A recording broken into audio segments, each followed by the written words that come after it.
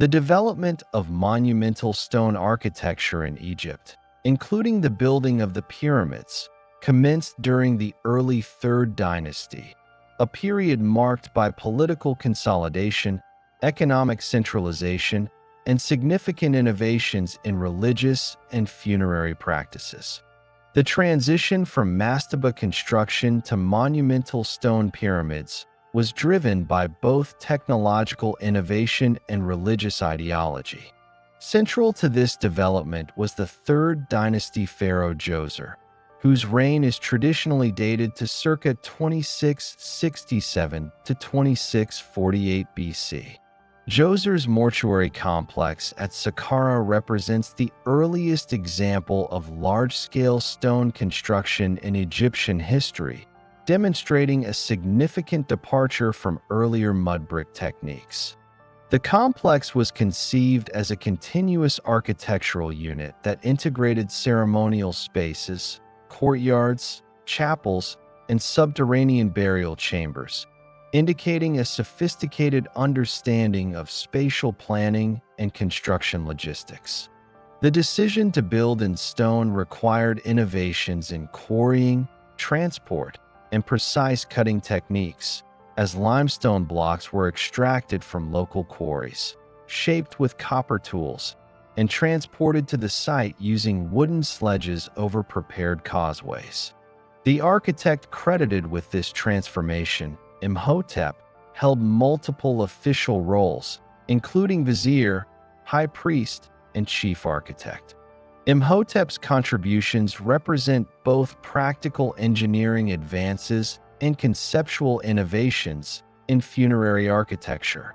He is generally recognized as the first known individual in history whose name and achievements were recorded for posterity in association with construction. Imhotep introduced the method of stacking successively smaller mastaba-like structures atop one another, creating a stepped profile that would form the prototype of the pyramid. The resulting structure, the Step Pyramid of Djoser, achieved a height of approximately 62 meters and comprised 6 distinct tiers. This multi-layered approach marked a significant shift in the visual and symbolic representation of royal authority, aligning the king's tomb with cosmological concepts, including the ascent of the deceased pharaoh to the heavens and the eternal cycle of rebirth. The Step Pyramid complex extended beyond the pyramid itself, encompassing an elaborate arrangement of courtyards, ceremonial structures, and functional buildings, which together formed an integrated mortuary landscape. The complex included a large courtyard intended for public rituals, a serdab containing a Ka statue of the king to serve as a focal point for offerings, and multiple chapels that allowed priests and officials to conduct daily cult activities. The entire site was enclosed by a massive rectangular wall, over 10 meters high, with finely dressed limestone blocks forming both the perimeter and the internal structures. The use of stone not only provided durability, but also demonstrated the centralized control of resources, as quarrying, transportation, and labor management required coordination across multiple administrative layers. Archaeological evidence from Saqqara and related sites indicates that the labor force for early pyramid construction was composed of skilled artisans, masons, stonecutters, and seasonal agricultural workers. The organization of this workforce reflects a highly structured system of state labor allocation rather than the presence of enslaved populations, a common misconception in both popular and earlier academic narratives. Excavations of workers' settlements near pyramid sites reveal standardized housing, communal kitchens, and evidence of regular provisioning, including bread, beer, and meat. The remains of medical interventions, such as healed fractures and treated infections, suggest that workers received care and that laborers were organized in teams with specific responsibilities, overseen by administrators and foremen.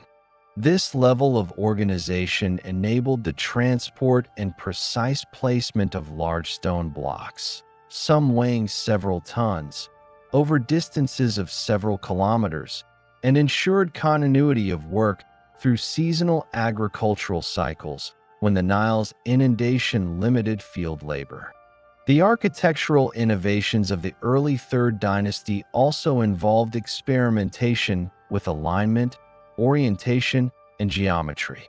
The Step Pyramid was aligned with cardinal points, indicating an emerging understanding of astronomy and its integration into funerary architecture. The precise alignment may have symbolized the pharaoh's connection to cosmic order, or Ma'at, an essential principle of Egyptian governance and religious thought. Additionally, the verticality of the step design represented a symbolic axis connecting the earth and the sky, reinforcing the ideological role of the king as intermediary between the human and divine realms. The use of increasingly larger stone blocks on the lower tiers, transitioning to smaller blocks at higher levels, illustrates an early comprehension of weight distribution and structural stability, which informed later pyramid designs. Economically, the initiation of large-scale stone construction required centralized resource management, including control over quarrying operations, transport infrastructure, and material allocation. State officials recorded labor contributions, monitored the flow of goods, and maintained inventories of tools and raw materials. The complexity of these operations indicates that the Third Dynasty state had achieved a high degree of administrative sophistication, capable of mobilizing both human and material resources to achieve monumental architectural objectives. Evidence from inscriptions, reliefs, and administrative papyri supports the conclusion that early pyramid building was closely linked to the bureaucratic apparatus, including taxation, corvée labor obligations, and centralized oversight of agricultural surplus. Religiously, the Step Pyramid established new paradigms in mortuary cult practices. The complex provided a permanent site for the king's cult, ensuring that offerings could be made continuously to sustain the deceased pharaoh's ka. Funerary rituals involved the presentation of food, drink, and symbolic items, reinforcing the social and political hierarchy by linking the living with the divine authority of the deceased ruler. The Step Pyramid also introduced a template for the integration of subsidiary structures, such as chapels for high officials and satellite tombs for nobles, reflecting an evolving ideology that combined personal commemoration with state religion. The influence of the Step Pyramid extended beyond Saqqara, as later Third Dynasty rulers and the early Fourth Dynasty would adopt and refine the techniques pioneered by Djoser and Imhotep. These developments established a continuous tradition of royal pyramid construction that integrated architectural innovation, labor management, religious ideology, and state administration. The period also set a precedent for future experimentation with pyramid form, including the transition from step to smooth-sided pyramids, which would reach its zenith during the Fourth Dynasty under Sneferu and Khufu. The Step Pyramid of Djoser, located in the Saqqara necropolis, represents the first large-scale stone structure in recorded human history and constitutes a landmark in the evolution of Egyptian royal tomb architecture. Constructed during the reign of Pharaoh Djoser approximately circa 2667 to 2648 BC, the pyramid served as the central element of a larger mortuary complex that functioned both as a burial site and a ceremonial center for the ongoing cult of the deceased king. The complex exemplifies the integration of architecture, religious ideology, labor organization, and state administration, providing a model for all subsequent pyramid construction in ancient Egypt. The pyramid itself measures approximately 62 meters in height, with a base length of roughly 109 meters per side. Its design comprises 6 mastable-like layers stacked in decreasing size, forming the distinctive step profile that defines its classification as a step pyramid. The structural design reflects both engineering innovation and symbolic considerations. The vertical axis of the pyramid aligns closely with the cardinal points, indicating a deliberate orientation intended to link the deceased pharaoh with cosmic order. This orientation demonstrates an understanding of astronomical phenomena and suggests that the pyramid was intended not only as a tomb, but also as a metaphysical conduit facilitating the king's transition to the divine realm. Construction materials were primarily limestone, quarried from nearby deposits at Saqqara and Tura. Blocks varied in size, with some weighing up to 2.5 tons, and were transported to the site using sledges over prepared ramps and causeways. The precision of stone cutting and placement illustrates advanced knowledge of masonry techniques, including leveling, interlocking, and weight distribution to maintain structural stability. The project required careful planning and coordination, overseen by Imhotep, the architect and high official credited with the innovation of stacking mastabas to create a multi-tiered structure. Imhotep's role combined architectural design, engineering oversight, and administrative responsibility, integrating the practical and symbolic aspects of monumental construction. The step pyramid functioned as the focal point of an extensive mortuary complex covering approximately 15 hectares. The complex included multiple functional and ceremonial components, reflecting a comprehensive approach to royal funerary practice. Key elements included a large rectangular enclosure wall, measuring roughly 545 meters by 277 meters, constructed from finely dressed limestone blocks. The wall contained 14 gates, of which only one was functional, suggesting that the remaining gates served symbolic purposes, possibly representing pathways for ritual or cosmological functions. Within the enclosure, there were multiple courtyards, ceremonial halls, shrines, and subsidiary chapels, all arranged in a planned spatial sequence that guided ritual activity. The principal courtyard, located immediately west of the step pyramid, provided space for large-scale ceremonial gatherings. Evidence indicates that this area was used for ritual feasts, processions, and offerings, functioning as a point of interaction between priests, officials, and the wider community participating in the king's mortuary cult. Adjacent to the pyramid, the serdab, a sealed chamber containing a statue of the pharaoh, served as a locus for ritual observances. The Ka statue within the serdab allowed priests to perform daily offerings and ceremonies, ensuring the perpetuation of the pharaoh's spiritual presence.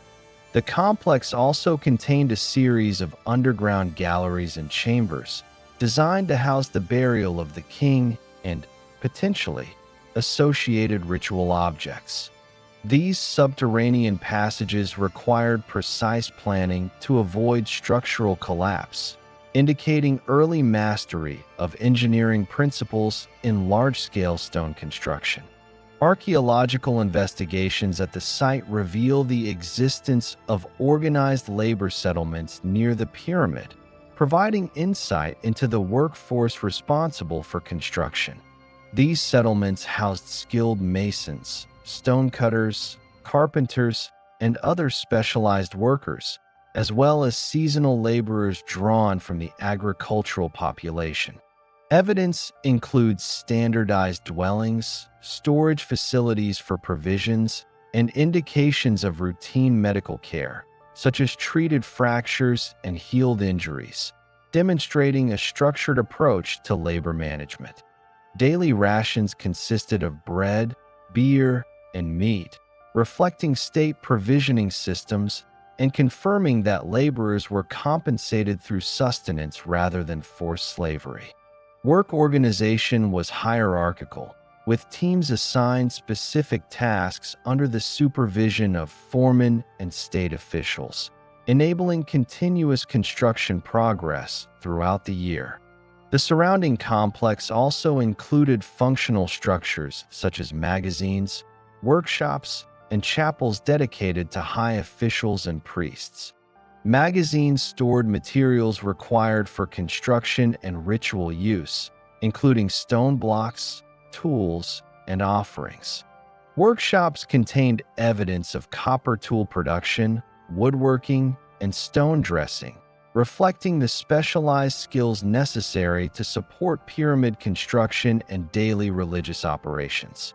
The presence of these ancillary structures indicates that the Step Pyramid was not an isolated monument, but the central component of an integrated architectural and administrative system, linking mortuary function with state-controlled labor and resource management.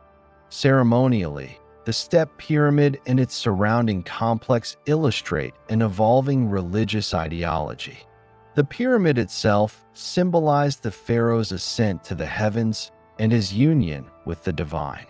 The step design may have represented a stairway facilitating this transition, while the alignment with cardinal points emphasized the pharaoh's connection to cosmic order. Rituals conducted within the complex reinforced the king's status as both a political and religious authority.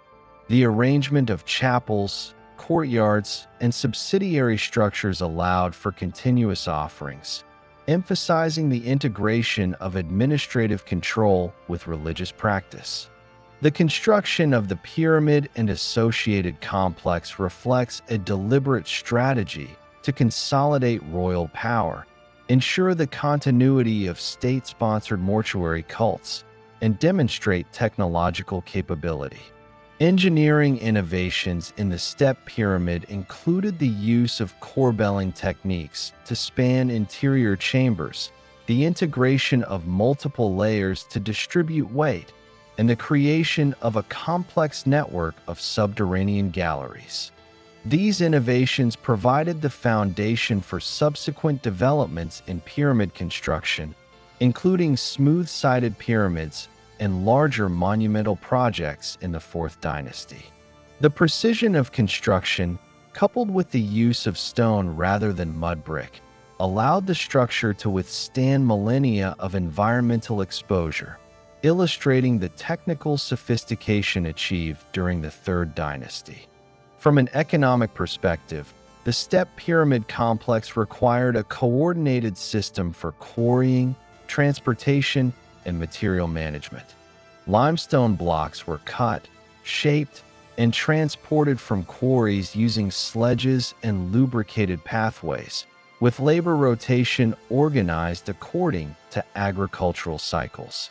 Administrative records, inscriptions, and archaeological evidence indicate that resources were centrally managed, including food provisions, housing, and tools, reflecting the capacity of the early Egyptian state to mobilize and sustain large-scale labor forces.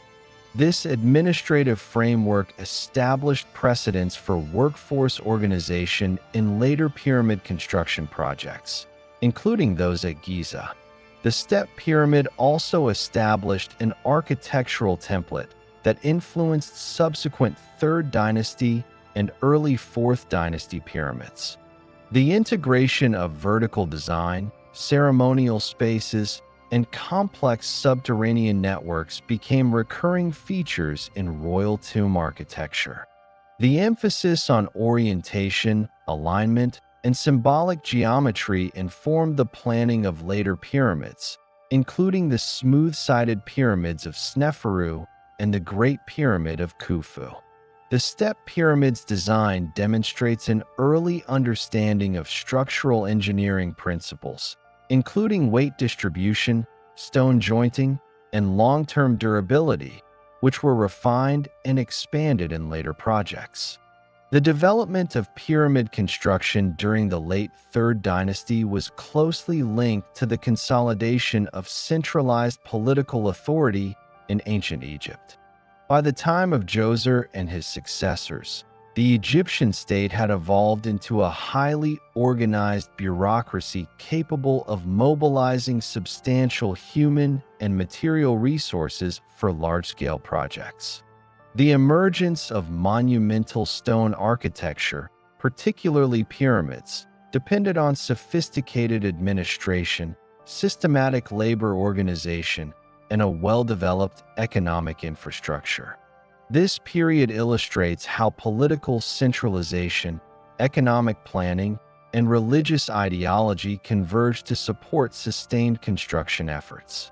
Egypt's geography, particularly the fertile Nile Valley, facilitated the growth of state power by providing a reliable agricultural base. Annual inundations ensured the production of sufficient food surpluses to support non-agricultural labor.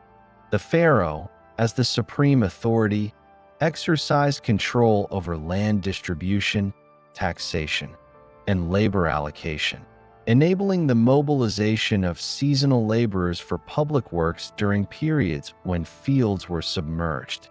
This system of corvée labor, organized by provincial governors and overseen by central officials, provided the manpower required for pyramid construction without relying on permanent professional armies or enslaved populations.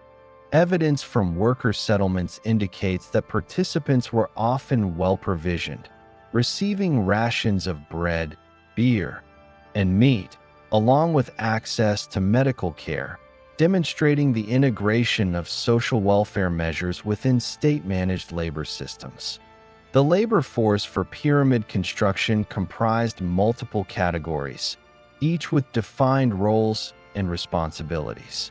Skilled artisans and craftsmen, including stonemasons, copper toolmakers, and carpenters, formed the core of the workforce responsible for cutting, shaping, and placing limestone blocks. These specialists were supported by seasonal laborers drawn from the agricultural population, who assisted with transportation, ramp construction, and logistical tasks. Archaeological evidence from villages near pyramid sites, such as those at Giza and Saqqara, reveals the presence of communal housing, storage facilities, and bakeries, indicating a highly organized system for provisioning and accommodating workers. The hierarchical structure of labor organization included overseers and foremen who managed teams of workers, ensuring efficiency and adherence to construction schedules.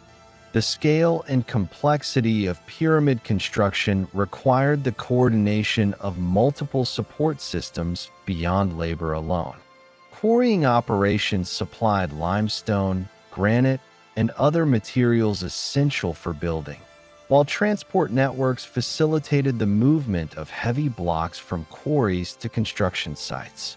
Excavated blocks were typically moved on wooden sledges over prepared tracks, with lubrication techniques, such as water application to sand, reducing friction and easing transport. Labor organization extended to the management of tools, food, and shelter, reflecting the integration of construction operations within the broader administrative apparatus of the state.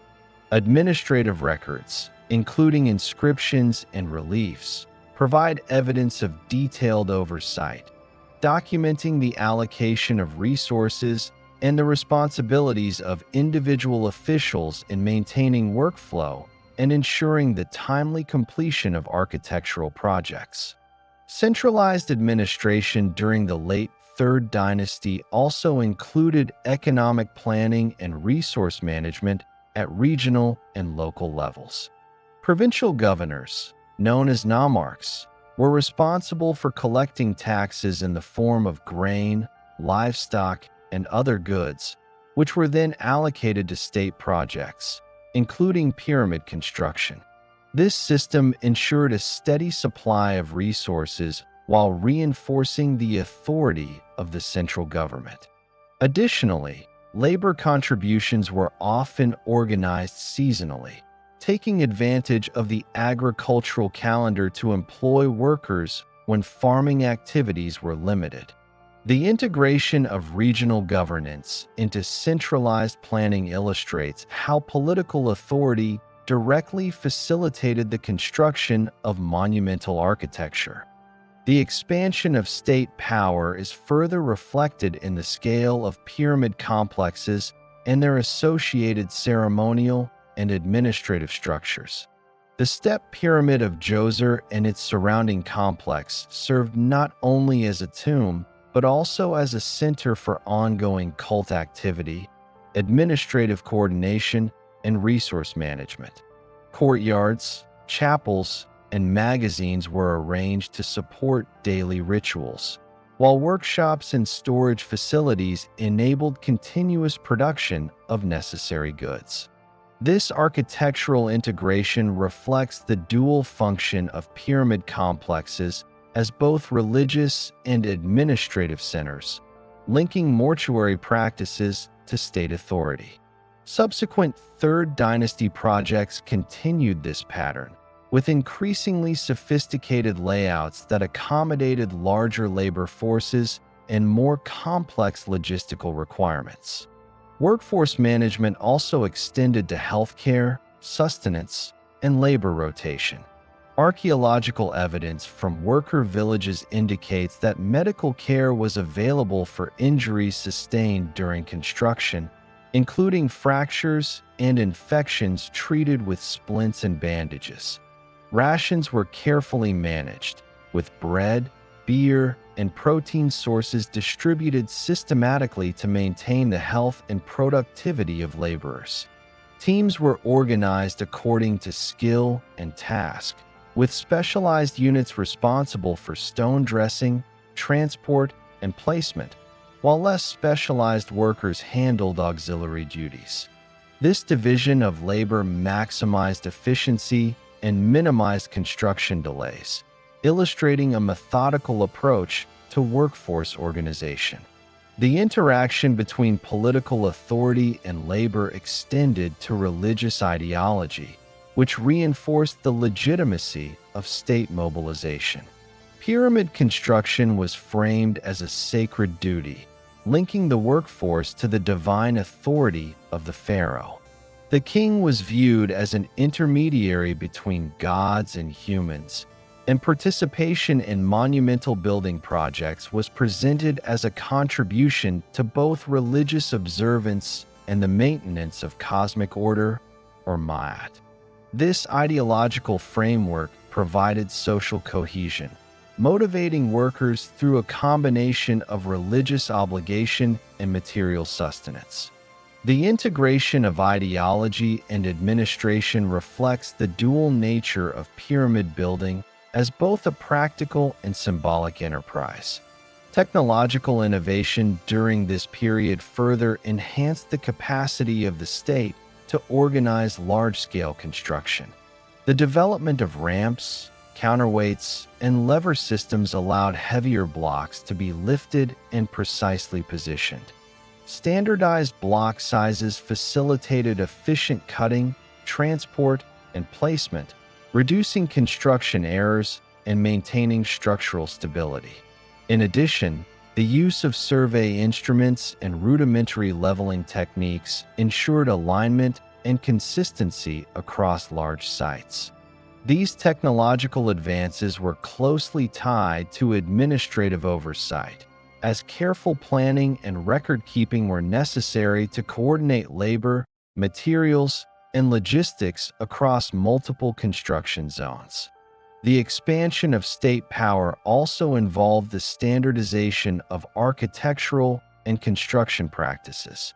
Pyramid design, including step tiers, internal galleries, and burial chambers, became codified, providing a replicable template for subsequent projects. Officials and architects followed established guidelines for orientation, alignment, and structural stability, ensuring continuity and uniformity across royal tombs. This standardization allowed for more efficient planning and resource allocation, reducing uncertainty and facilitating the scaling of projects to larger dimensions in the Fourth Dynasty. Economic factors played a significant role in the organization of pyramid construction. Surplus production from agricultural activities provided the necessary food, tools, and materials to sustain large labor forces. State-managed storage facilities ensured the distribution of provisions, while transport systems connected agricultural centers, quarries, and construction sites.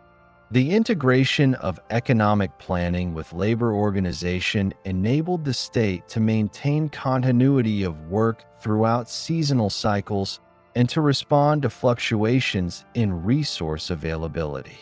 This comprehensive approach reflects an understanding of the interdependence of economy, labor, and administration in supporting monumental architecture.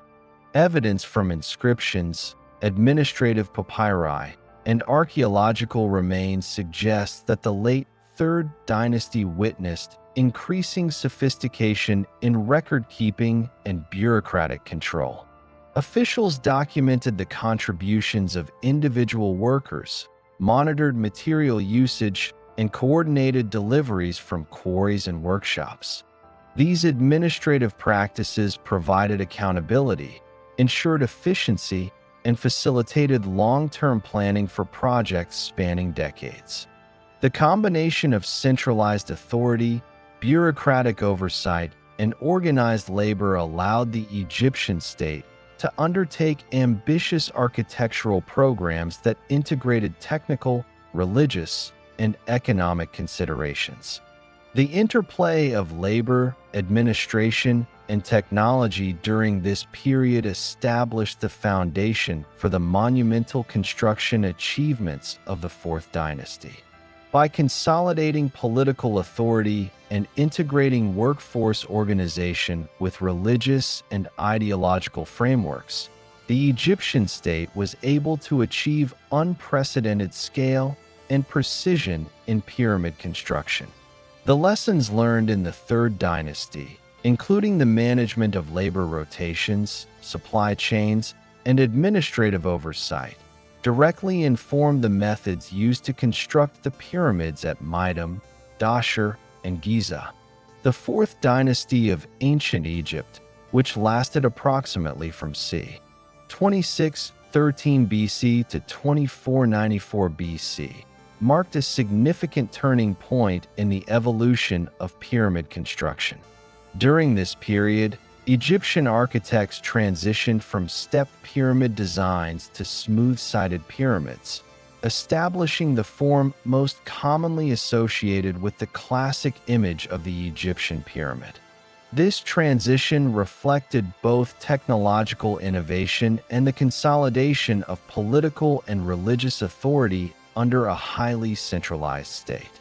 The Fourth Dynasty is distinguished by the reigns of pharaohs such as Sneferu, Khufu, Khafre, and Menkaure, whose construction projects laid the foundation for monumental architectural achievements and standardized construction practices. The reign of Sneferu, circa 2613 to 2589 BC, represents the experimental phase in the development of true pyramids. Sneferu commissioned multiple large-scale pyramid projects, each contributing incremental improvements in design, construction techniques, and structural stability. The Mitam Pyramid, initially constructed as a step pyramid and later modified to a smooth-sided form, illustrates the challenges of early experimentation.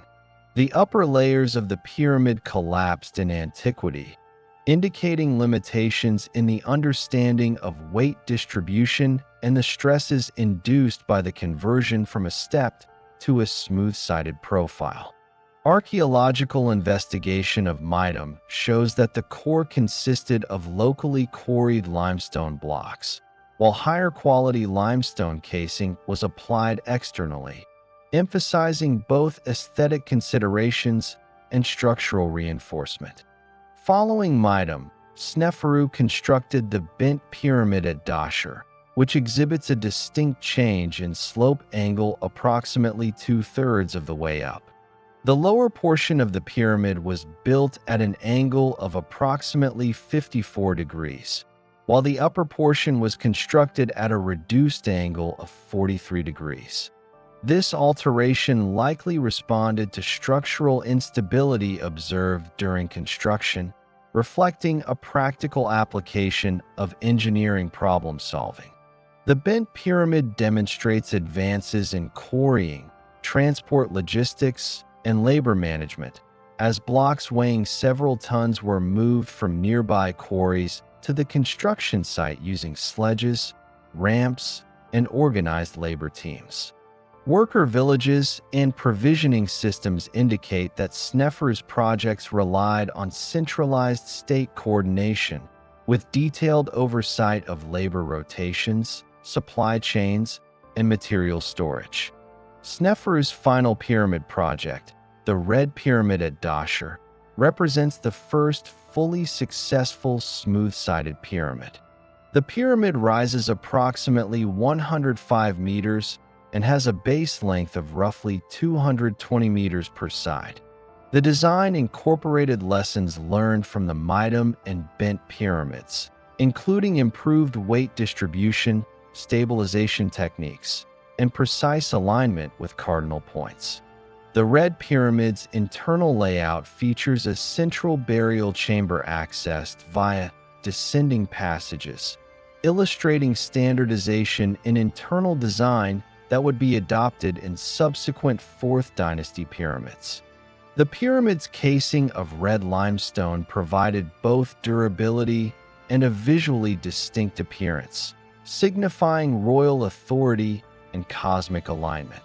The success of the Red Pyramid established a reliable model for large-scale pyramid construction, combining engineering expertise, logistical planning, and centralized labor management. The innovations achieved under Sneferu set the stage for the construction of the Great Pyramid of Khufu at Giza, circa 2580 to 2560 BC, which represents the apex of pyramid architecture. Khufu, also known as Cheops, utilized the smooth-sided design perfected during Sneferu's reign to construct a monument with a base length of approximately 230 meters and an original height of 146.6 meters. The project required precise surveying, quarrying of over 2 million limestone blocks, and coordination of tens of thousands of workers, including skilled artisans, laborers, and administrators. Ramps, sledges, and possibly water-lubricated paths facilitated the transport of heavy blocks, while organizational oversight ensured sequential placement, alignment, and structural integrity. The Great Pyramid demonstrates cumulative knowledge of design, weight distribution, and logistical execution, representing the culmination of 4th Dynasty engineering. In addition to structural innovations, 4th Dynasty pyramids exhibit integration with complex mortuary landscapes.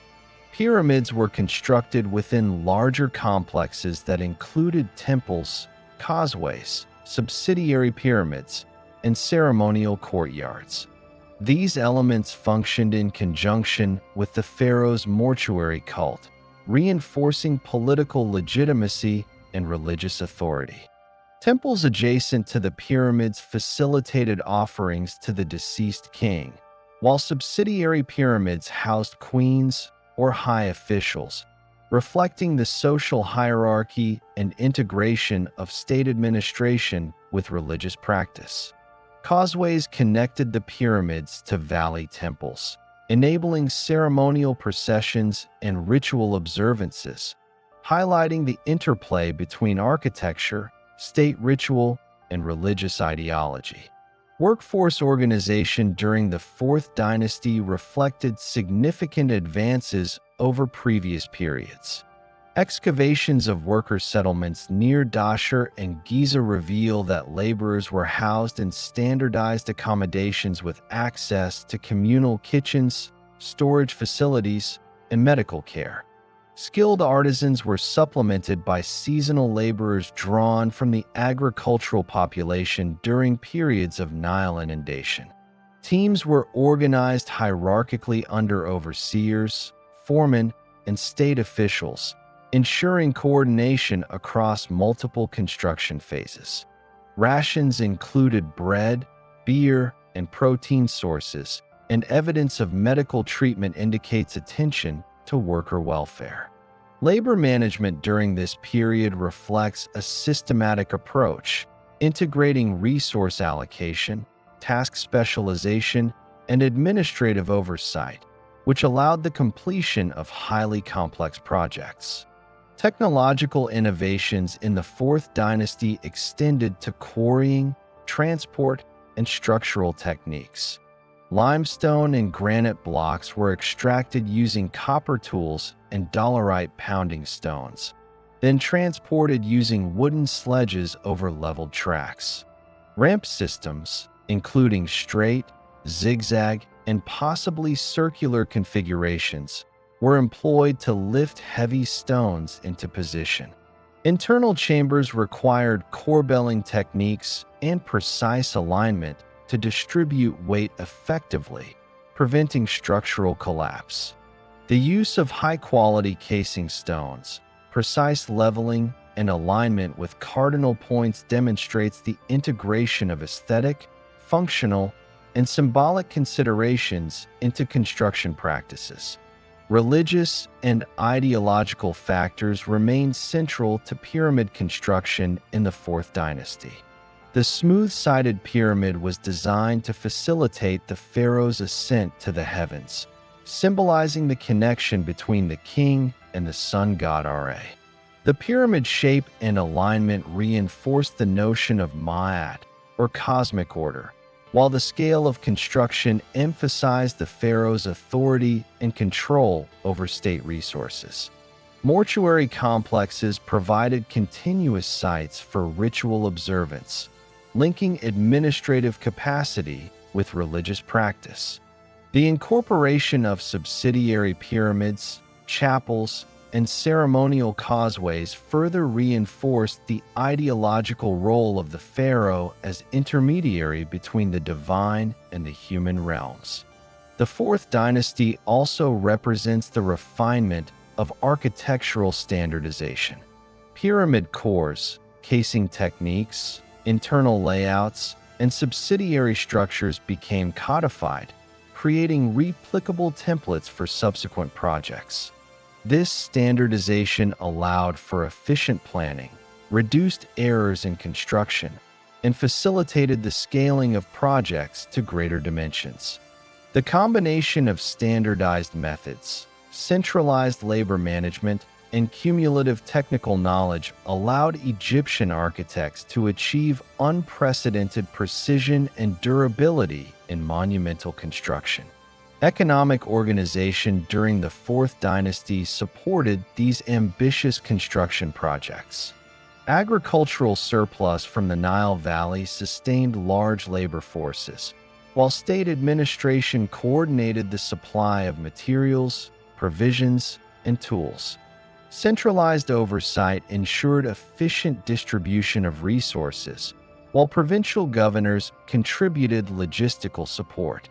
The integration of economy, labor, and administration allowed for continuous progress despite the immense scale of projects, reflecting the capacity of the Egyptian state to execute highly complex, long-term construction programs. The Fourth Dynasty's advancements in pyramid construction had long-term effects on subsequent dynasties. The principles of smooth-sided design, centralized labor management, integrated mortuary complexes, and standardized internal layouts became foundational for later pyramid projects.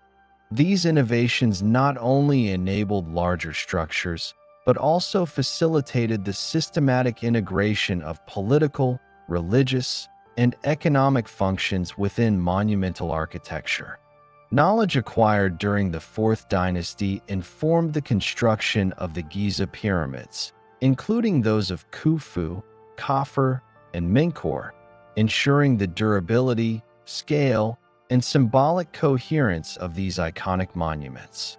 The Great Pyramid of Khufu, also known as Cheops, represents the apex of Fourth Dynasty pyramid construction and serves as the largest and most sophisticated example of ancient Egyptian monumental architecture.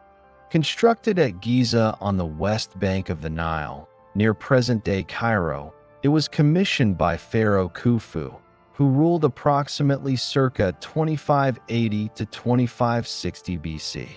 The pyramid embodies the cumulative architectural, administrative, and logistical expertise developed during the Third and early Fourth Dynasties. Its scale, precision, and complexity reflect the capabilities of a centralized state capable of mobilizing massive resources, coordinating large labor forces, and integrating religious ideology with technological innovation. The Great Pyramid originally measured approximately 146.6 meters in height and 230.4 meters per side at its base, encompassing a total volume of around 2.6 million cubic meters. Its construction required the quarrying, transportation, and placement of an estimated 2.3 million limestone and granite blocks, some weighing up to 80 tons. The pyramid is aligned with extreme precision to the cardinal points, deviating only a few minutes of arc from true north.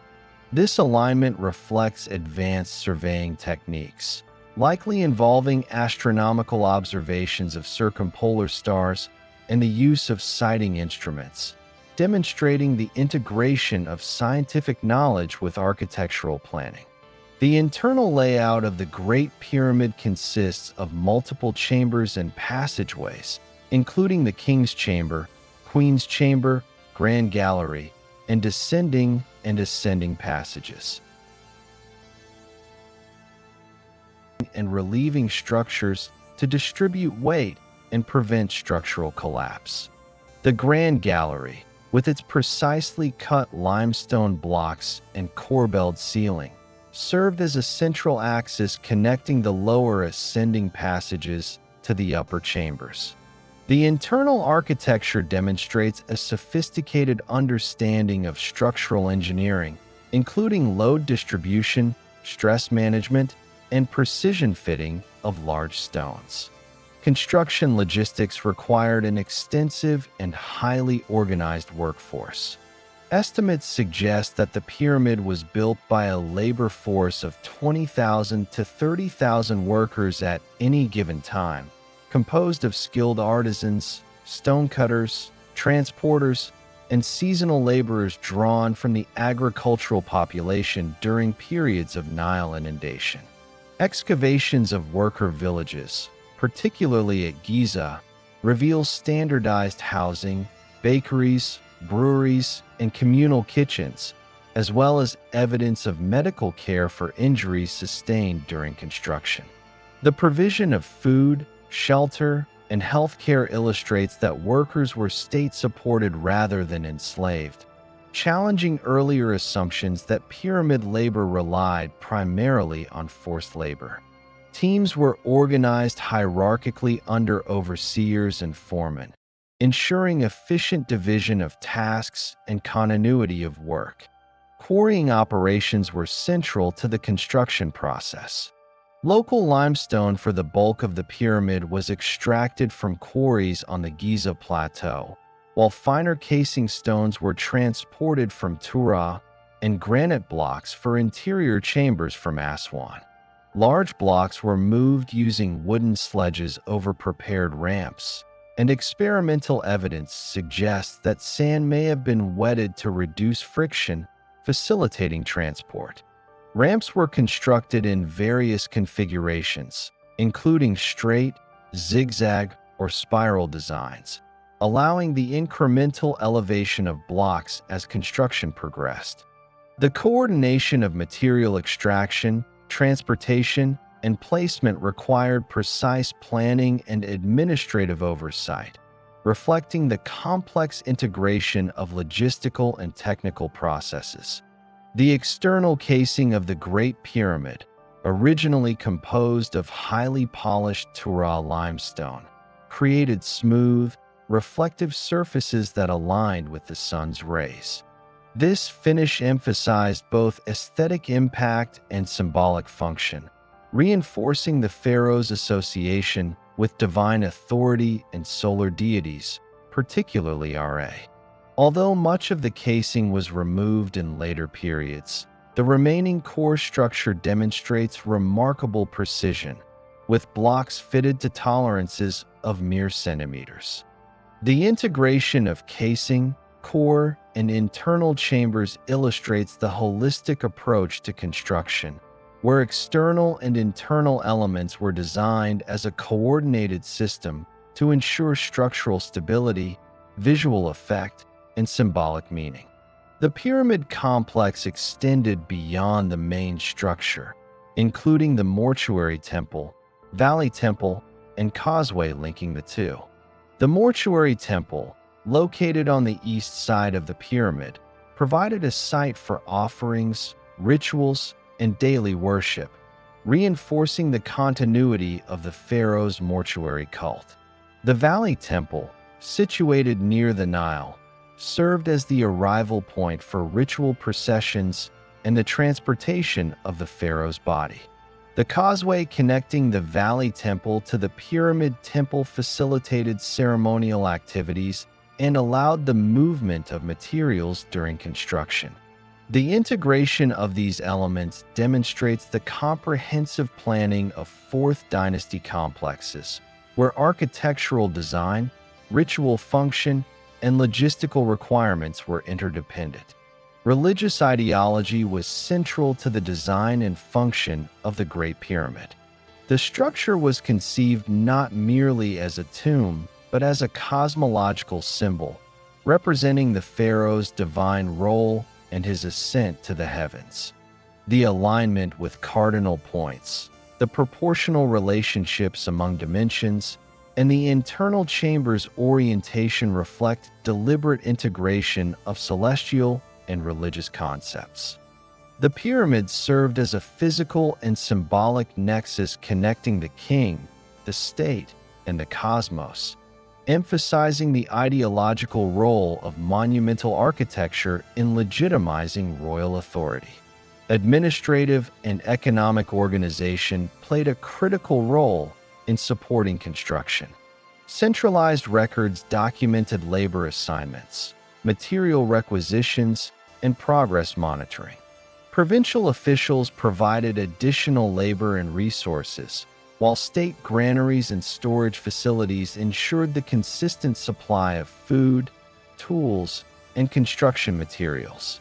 Administrative structures also coordinated specialized labor teams, including stonecutters, transporters, masons, and carpenters, facilitating the synchronization of multiple construction phases.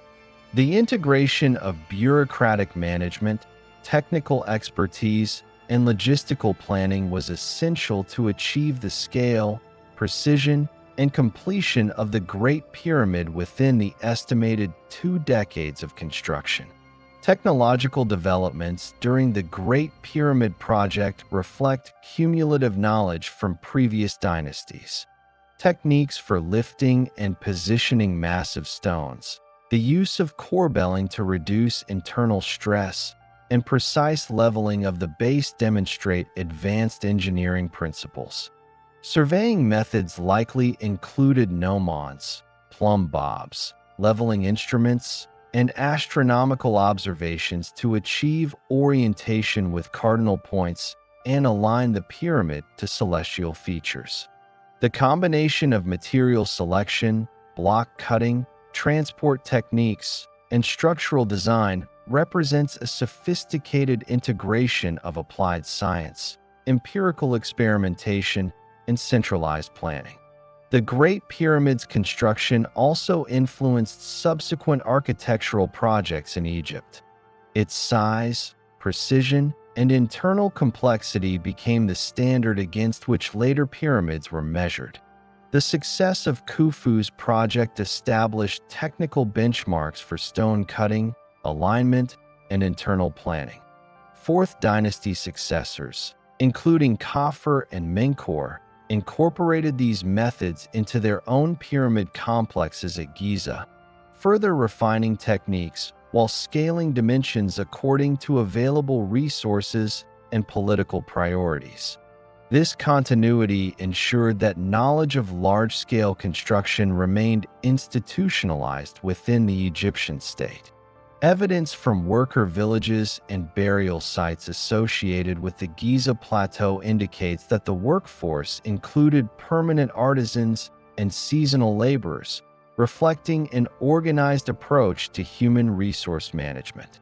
Skilled teams were rotated according to task and season, with supervisors maintaining records of progress and accountability.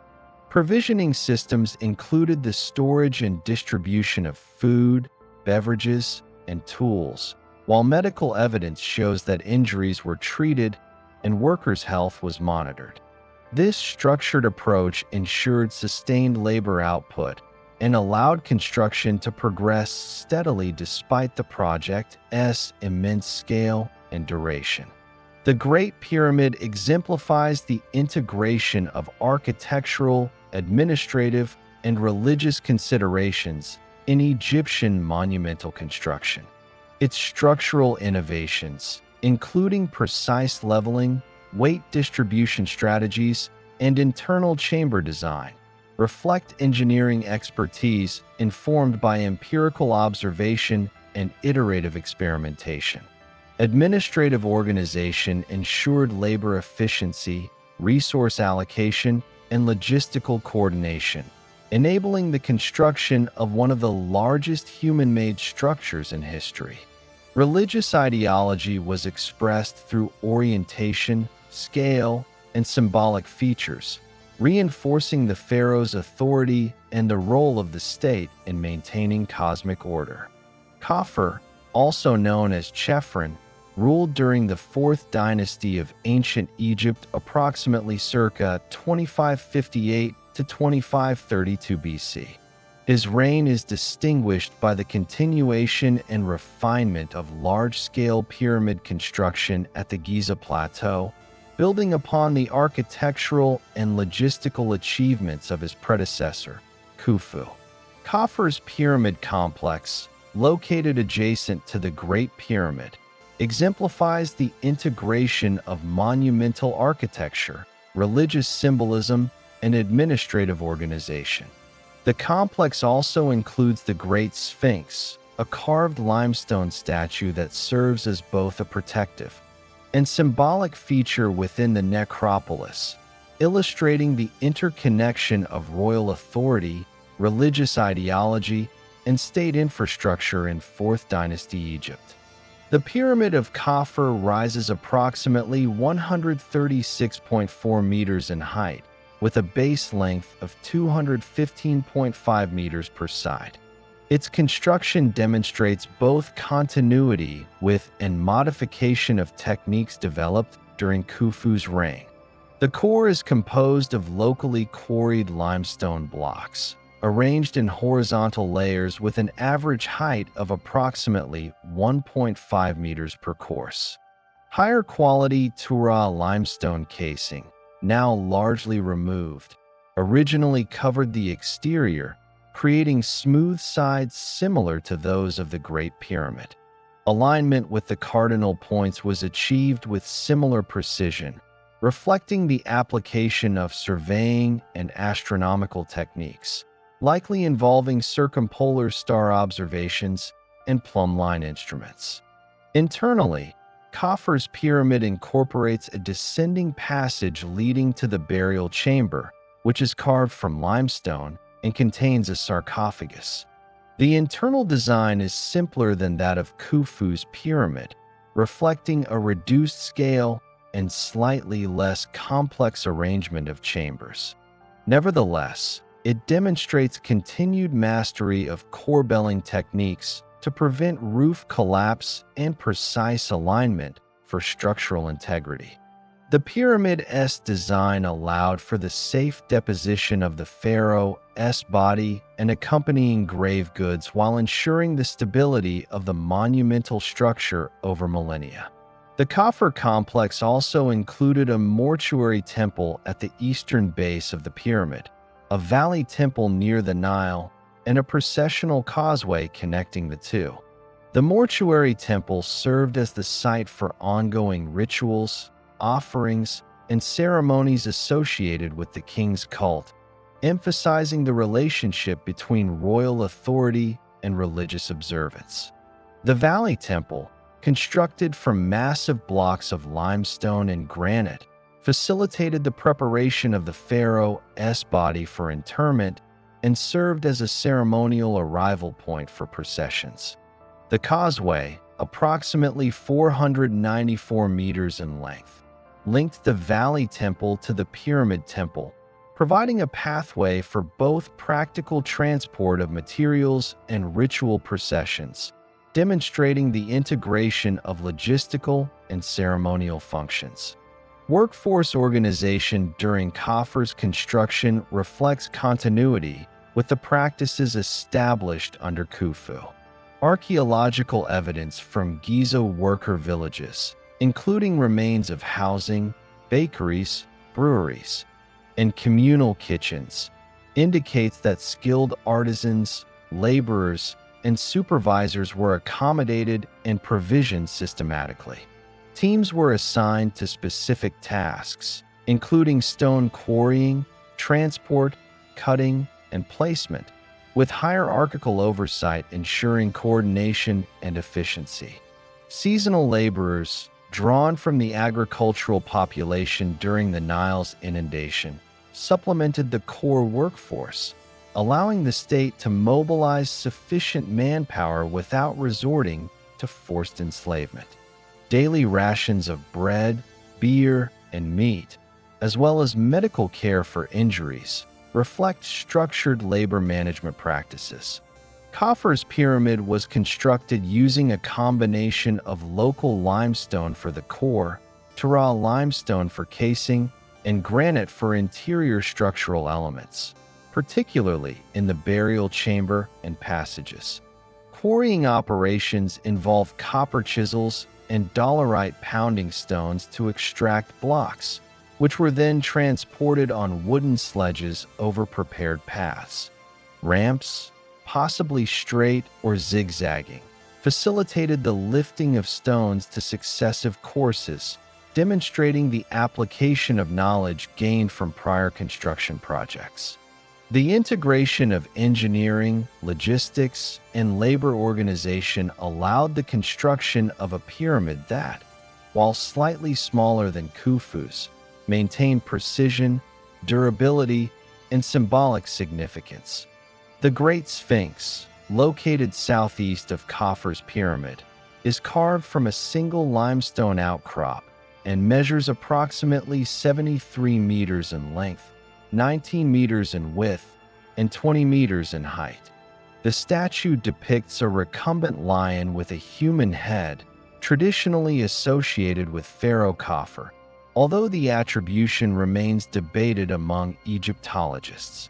The Sphinx served multiple symbolic and religious functions, acting as a guardian of the necropolis, a manifestation of royal power, and a protective emblem aligned with solar and celestial ideology.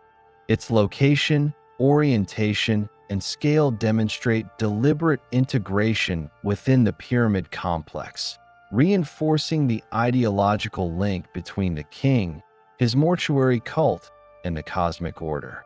The Sphinx is oriented approximately due east, facing the rising sun, emphasizing its solar association and alignment with religious practices that link the pharaoh with Ra, the sun god. Construction techniques involve carving the statue directly from limestone bedrock, with selective removal of softer layers and application of limestone casing to smooth surfaces and create detailed facial features. The Sphinx's durability and prominence reflect the centralized control, labor coordination, and technological capability available during Khafu's reign, highlighting the integration of monumental sculpture with architectural and ceremonial planning. The pyramid and associated Sphinx complex exemplify the integration of architecture, religion, and state administration. The pyramid functioned as the pharaoh's tomb, while the surrounding temples and causeways facilitated ongoing rituals, offerings, and ceremonies. The Sphinx provided both symbolic protection and an ideological representation of the pharaoh's power. Together, these structures reflect the centralization of political authority, the capacity for large-scale project management, and the application of architectural and engineering knowledge within a religious framework. Religious ideology influenced both design and function. The smooth-sided pyramid symbolized the pharaoh's ascension to the heavens, facilitating the Ka, or life force, in achieving divine immortality. Alignment with cardinal points and solar phenomena emphasized the pharaoh's connection to the gods and the maintenance of Ma'at, or cosmic order. The mortuary temple, valley temple, and causeway allowed priests and officials to perform rituals that sustained the pharaoh's cult, illustrating the integration of political, religious, and architectural elements within the complex. Administrative management during Khafu's construction ensured the systematic organization of labor, resources, and materials. Records indicate careful planning of workforce rotations, allocation of food and tools, and coordination between specialized teams. Provincial officials contributed manpower and provisions, while central administration monitored progress and adherence to design specifications. The synchronization of multiple teams across quarrying, transport, cutting, and placement ensured the accuracy, efficiency, and durability of the final structure. Technological methods employed included precision surveying for alignment, leveling instruments for establishing horizontal courses, and ramps for elevating heavy stones. Corbelling techniques and internal chamber design allowed for the management of vertical loads and weight distribution. Skilled artisans used copper chisels, dolerite pounding stones, and wooden sledges to shape and transport blocks, reflecting the integration of technical knowledge, practical engineering, and material management. These methods represent an evolution of construction techniques developed under Sneferu and Khufu, refined to achieve both functional and symbolic objectives. The Khafu pyramid complex also demonstrates the scaling of construction projects to meet both political and ideological goals. While smaller than the Great Pyramid, the structure reflects a strategic balance between resource allocation, workforce capacity, and symbolic representation of royal power. Subsidiary pyramids within the complex housed queens and high-ranking officials, further integrating social hierarchy into architectural planning. Temples, chapels, and causeways created a cohesive mortuary landscape, ensuring continuity of ritual and administrative functions while consolidating the pharaoh's control over resources and labor. Economic organization supported the construction through the centralized collection and distribution of agricultural surplus, tools, and building materials. Granaries, storage facilities, and worker settlements ensured that laborers were provisioned efficiently, while administrative oversight coordinated transport, placement, and completion of construction phases. Seasonal labor rotation allowed the state to mobilize a large workforce during agricultural downtime, optimizing labor availability without compromising food production.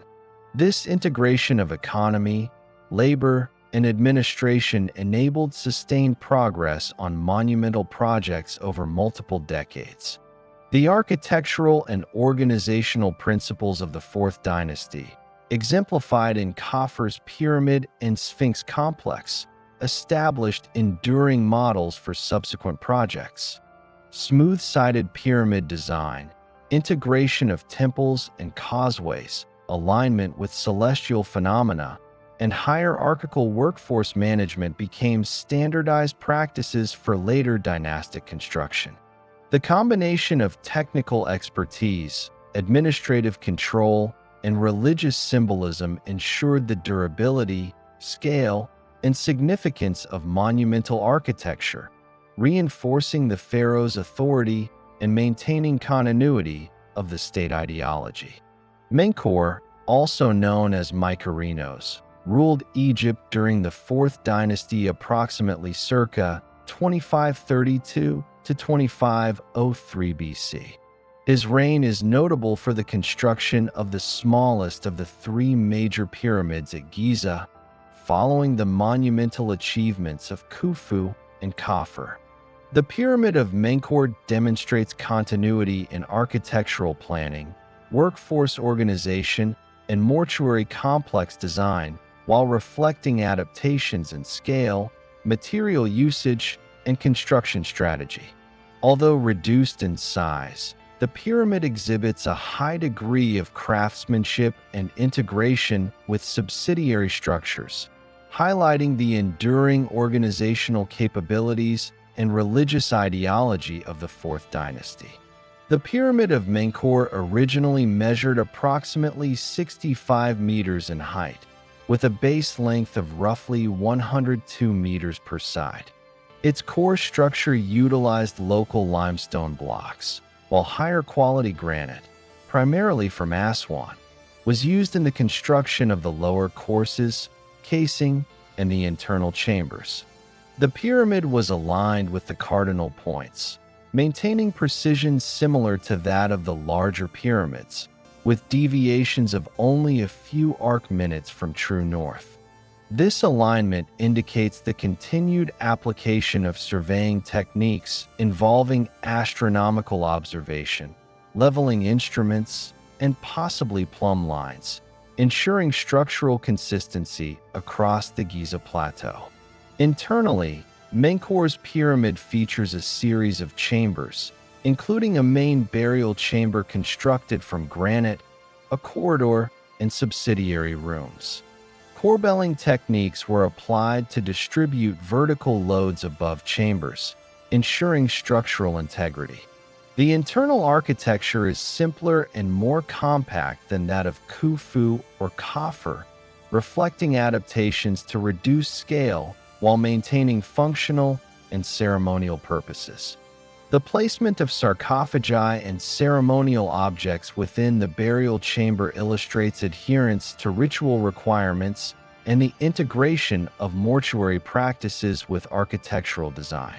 The construction of Menkaure's pyramid relied on a workforce similar in composition to those of his predecessors, combining skilled artisans, seasonal laborers, and specialized teams for transport and placement of blocks.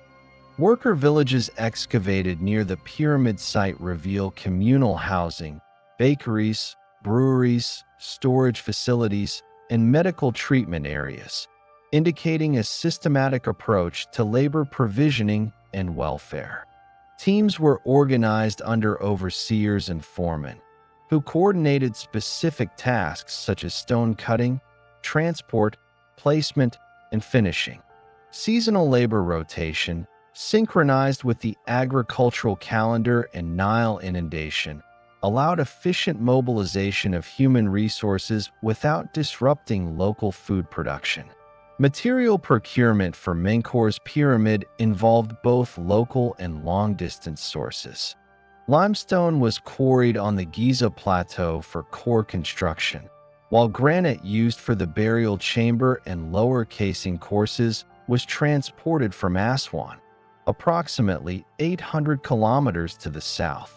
Quarrying techniques employed copper chisels, dolerite pounding stones, and abrasion methods to extract and shape large blocks.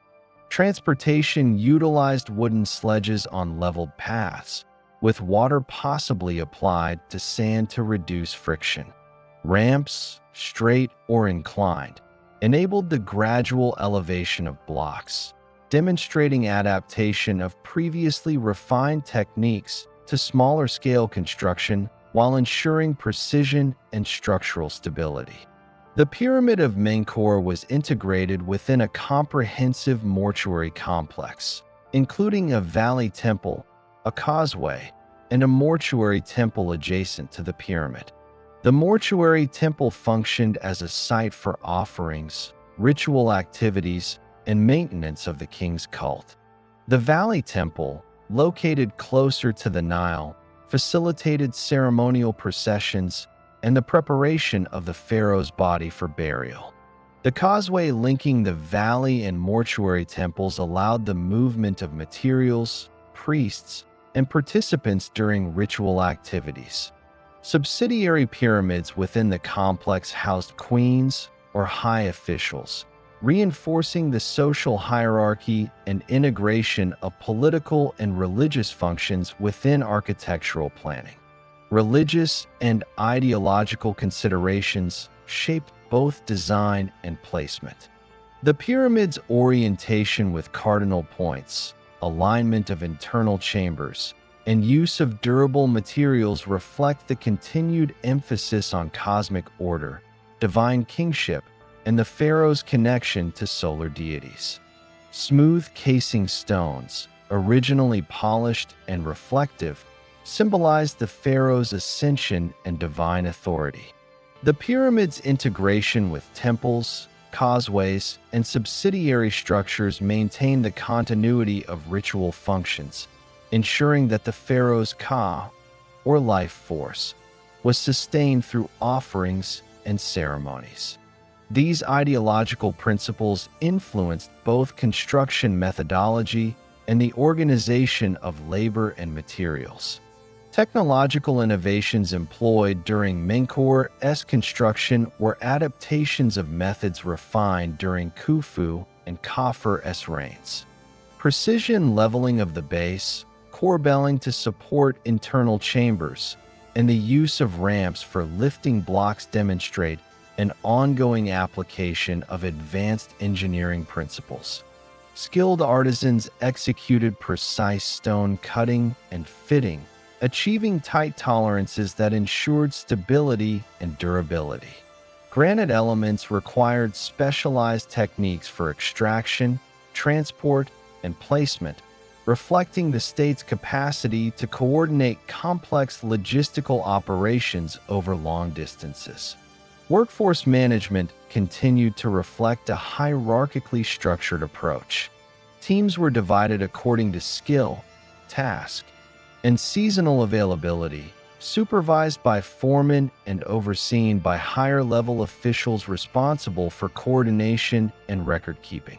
Evidence from worker settlements indicates that daily rations, medical care, and housing were systematically organized, contributing to sustained labor efficiency. The combination of centralized administration, task specialization, and workforce rotation allowed completion of the pyramid and associated structures within the estimated period of construction, demonstrating continuity in bureaucratic and managerial practices established during earlier Fourth Dynasty projects. Economic planning underpinned the construction effort. The state mobilized resources from agricultural surpluses, provisioning workers with food, beer, and tools, while managing transport, and supply chains for materials. Local quarries provided limestone for core construction, while long-distance transport of granite required coordination of riverine logistics, manpower allocation, and scheduling. Centralized oversight ensured the timely delivery and placement of materials, while provincial officials contributed supplemental labor and resources, illustrating the integration of political authority, economic management, and construction organization in sustaining monumental architecture. The mortuary complex surrounding Menkaur's pyramid demonstrates standardization of design principles. The layout, incorporating the pyramid, mortuary temple, causeway, and subsidiary pyramids, reflects continuity in architectural planning from Khufu and Khafre's complexes. Design elements, including internal chamber arrangements, alignment with cardinal points, and incorporation of ceremonial spaces, provided functional consistency while adapting to the smaller scale of Menkaur's project. Subsidiary pyramids and temples reinforced political and religious hierarchies, ensuring integration of social, ceremonial, and administrative functions within the complex. Menkaur's pyramid also reflects a shift in the use of materials. The application of high-quality granite for the burial chamber and lower courses contrasts with the primarily limestone cores of larger pyramids, indicating selective use of durable resources for critical structural and ceremonial elements. This choice enhanced the longevity and prestige of the tomb while maintaining structural stability and symbolic prominence. The balance between efficiency, craftsmanship, and symbolic significance illustrates a strategic adaptation of construction methodology in response to changing political, economic, and logistical considerations. Surveying and construction precision were critical to the pyramid's stability and alignment. The base was leveled with careful measurement, and courses were laid in precise horizontal layers.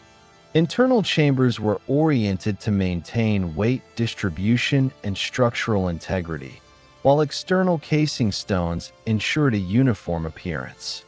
These methods reflect cumulative knowledge from earlier 4th Dynasty projects, demonstrating the ability of architects, overseers, and workers to execute technically complex tasks within tight tolerances, even at a reduced scale.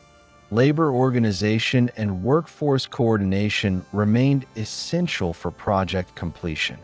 Skilled artisans executed fine stone cutting, while laborers transported blocks and constructed ramps. Hierarchical oversight ensured efficiency, accountability, and adherence to design specifications. Medical care, provisioning, and housing contributed to sustained productivity, while administrative records maintained coordination across multiple teams and construction phases. Seasonal labor rotations optimized workforce availability, leveraging agricultural cycles to maintain continuous work while preserving local subsistence. Religious integration influenced both planning and construction. The pyramid, as the pharaoh's tomb, was a focal point for maintaining the king's cult and cosmic order.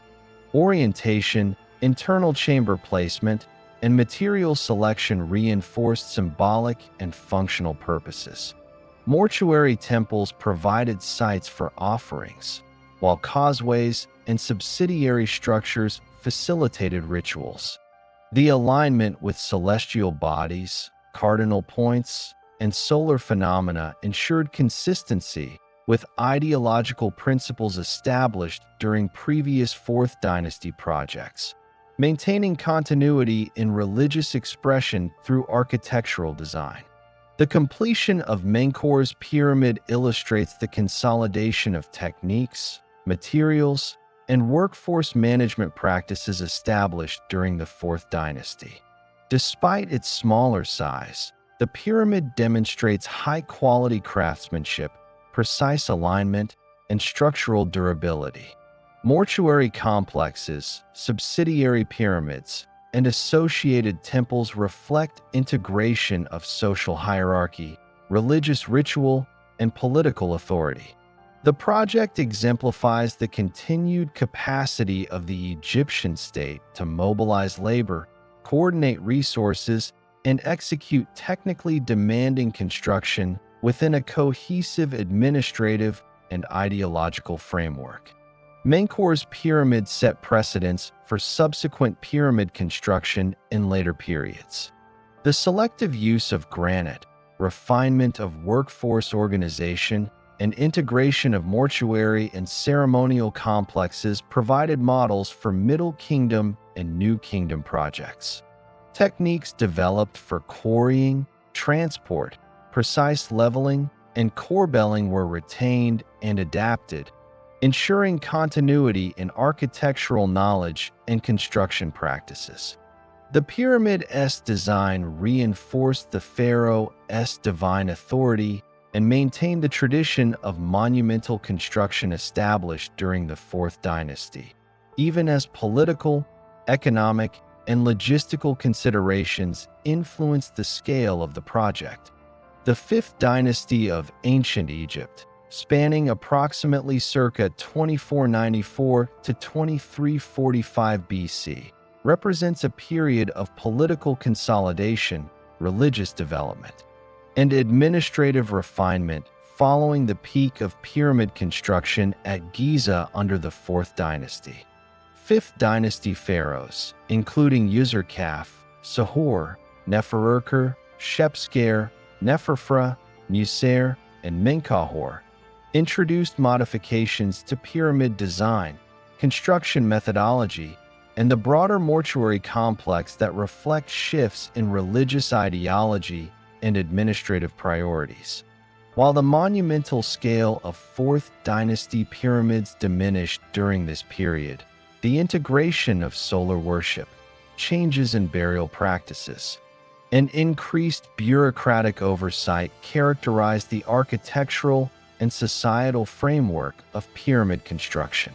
The pyramids of the Fifth Dynasty were generally smaller than those of the preceding dynasty, with heights ranging between 40 and 70 meters and base lengths typically between 50 and 105 meters. Core construction commonly utilized locally quarried limestone arranged in horizontal courses, often incorporating mud brick cores for efficiency and reduced labor demands. The use of fine Tura limestone for outer casing continued, albeit less extensively than during the Fourth Dynasty. Internal chambers were simplified, often consisting of a central burial chamber with a corbelled ceiling, accompanied by a descending passage and occasionally subsidiary chambers for ritual objects.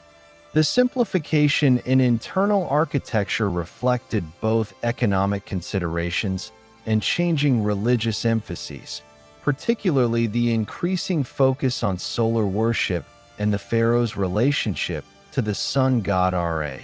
Fifth Dynasty rulers initiated the construction of separate solar temples, typically located east of the Nile and aligned with the rising sun. Userkaf is credited with founding the first known sun temple at Abu Sir, which included an obelisk, open courts, and chapels for offerings. These temples functioned independently of the pyramid complexes, representing a deliberate separation between the mortuary cult and solar worship. Pharaohs such as Sahur and User expanded the tradition of sun temples, which were oriented along cardinal points to maintain alignment with solar phenomena, reflecting a theological emphasis on the pharaoh as an intermediary between the sun god and the state. Solar temples incorporated ritual spaces, offering chapels and ceremonial causeways, ensuring continuity in worship while maintaining structural standardization across dynasties. Administrative reforms during the 5th dynasty influenced both the scale and organization of pyramid construction. Centralized bureaucracy maintained records of labor assignments, material requisitions, and project timelines, with provincial officials contributing workforce and resources. Excavations of pyramid towns, particularly at Abu Sir, reveal organized settlements with housing, storage facilities, bakeries, and breweries, reflecting structured provisioning systems. Labor forces included skilled artisans, seasonal agricultural laborers, and specialized teams for quarrying, transport, and placement of stone. Hierarchical oversight ensured task specialization, quality control, and adherence to architectural plans. These administrative measures allowed the construction of smaller, yet precisely executed, pyramids while preserving ritual functions and maintaining state authority over large-scale projects. The construction materials and techniques of the 5th dynasty display both continuity with earlier practices and adaptations for efficiency. Limestone remained the primary material for core and casing, while mud brick was increasingly used to reduce labor demands. Granite continued to be employed selectively in burial chambers and passageways, particularly for sarcophagi and structural supports. Quarrying involved copper tools, dolerite pounding stones, and abrasion methods, while transport relied on sledges, ramps, and riverine logistics for distant materials. Ramps were typically shorter or less massive than those used during the 4th dynasty, reflecting the smaller size of pyramids and reduced requirements for massive labor mobilization. These adjustments indicate a shift toward pragmatic resource management while maintaining construction precision and structural integrity. Internal pyramid architecture emphasized efficiency and function over monumental complexity. Burial chambers were generally located at the pyramid's center, with corbelled ceilings to distribute weight and prevent collapse. Descending passages facilitated access for the deposition of the king's sarcophagus and ritual offerings.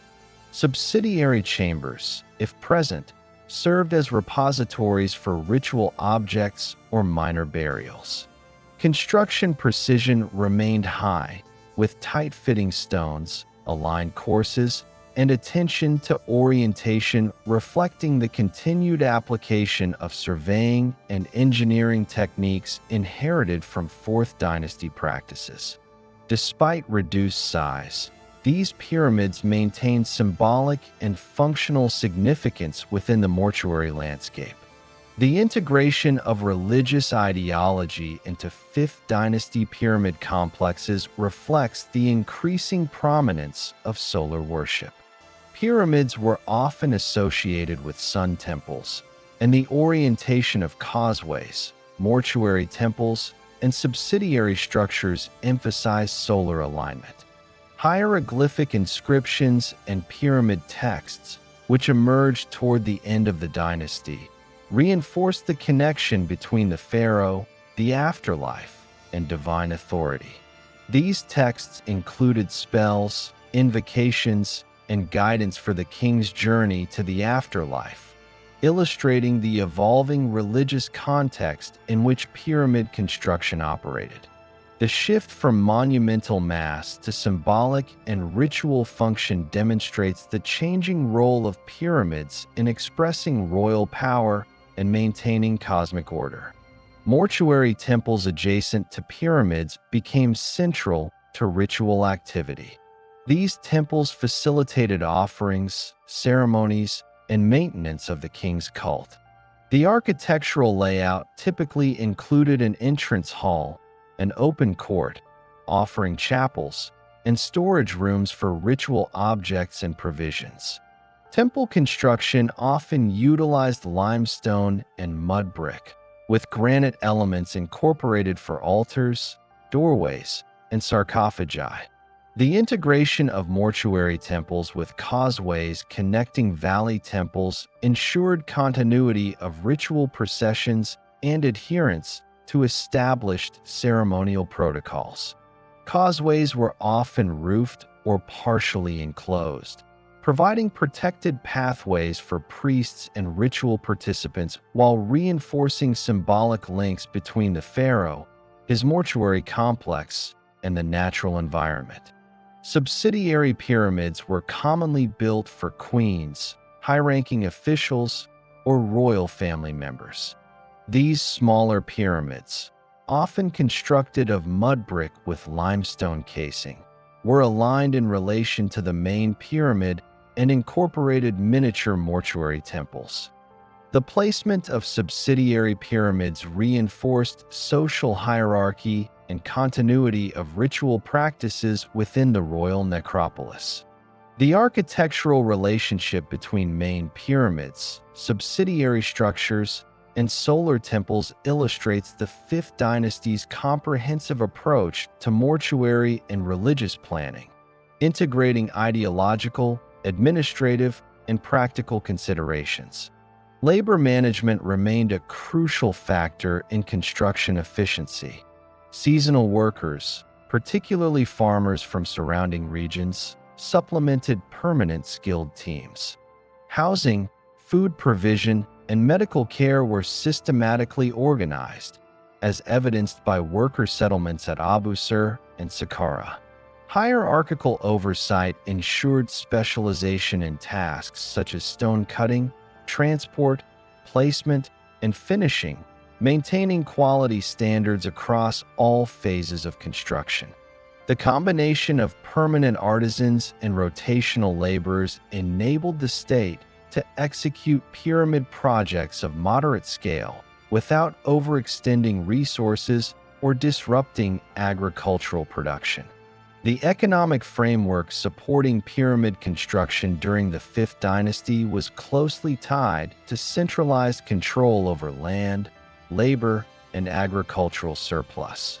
Granaries, storage facilities, and transport infrastructure ensured the consistent provision of food, tools, and materials. Provincial governors contributed labor and resources, while the central administration coordinated procurement, logistics, and oversight. This integrated system allowed for precise project execution, reflecting the Egyptian state's capacity to maintain large-scale construction despite reductions in pyramid size and modifications to architectural priorities. Technological continuity from the Fourth Dynasty is evident in surveying, leveling, and construction techniques. Base leveling was executed with precision instruments. Corbelled ceilings ensured weight distribution in burial chambers, and ramps facilitated the movement of heavy blocks. Skilled artisans cut and fitted stone with accuracy, while granite placement required specialized handling. These practices demonstrate that while the Fifth Dynasty emphasized efficiency and reduced scale, technical standards for durability, alignment, and precision remained consistent, preserving architectural expertise and ensuring structural stability. Religious texts, particularly the earliest pyramid texts appearing toward the end of the dynasty, reveal an evolving theological framework. These inscriptions, carved into chamber walls and associated structures, guided the pharaoh's afterlife journey, detailed protective spells, and emphasized the king's role in maintaining ma'at, or cosmic order.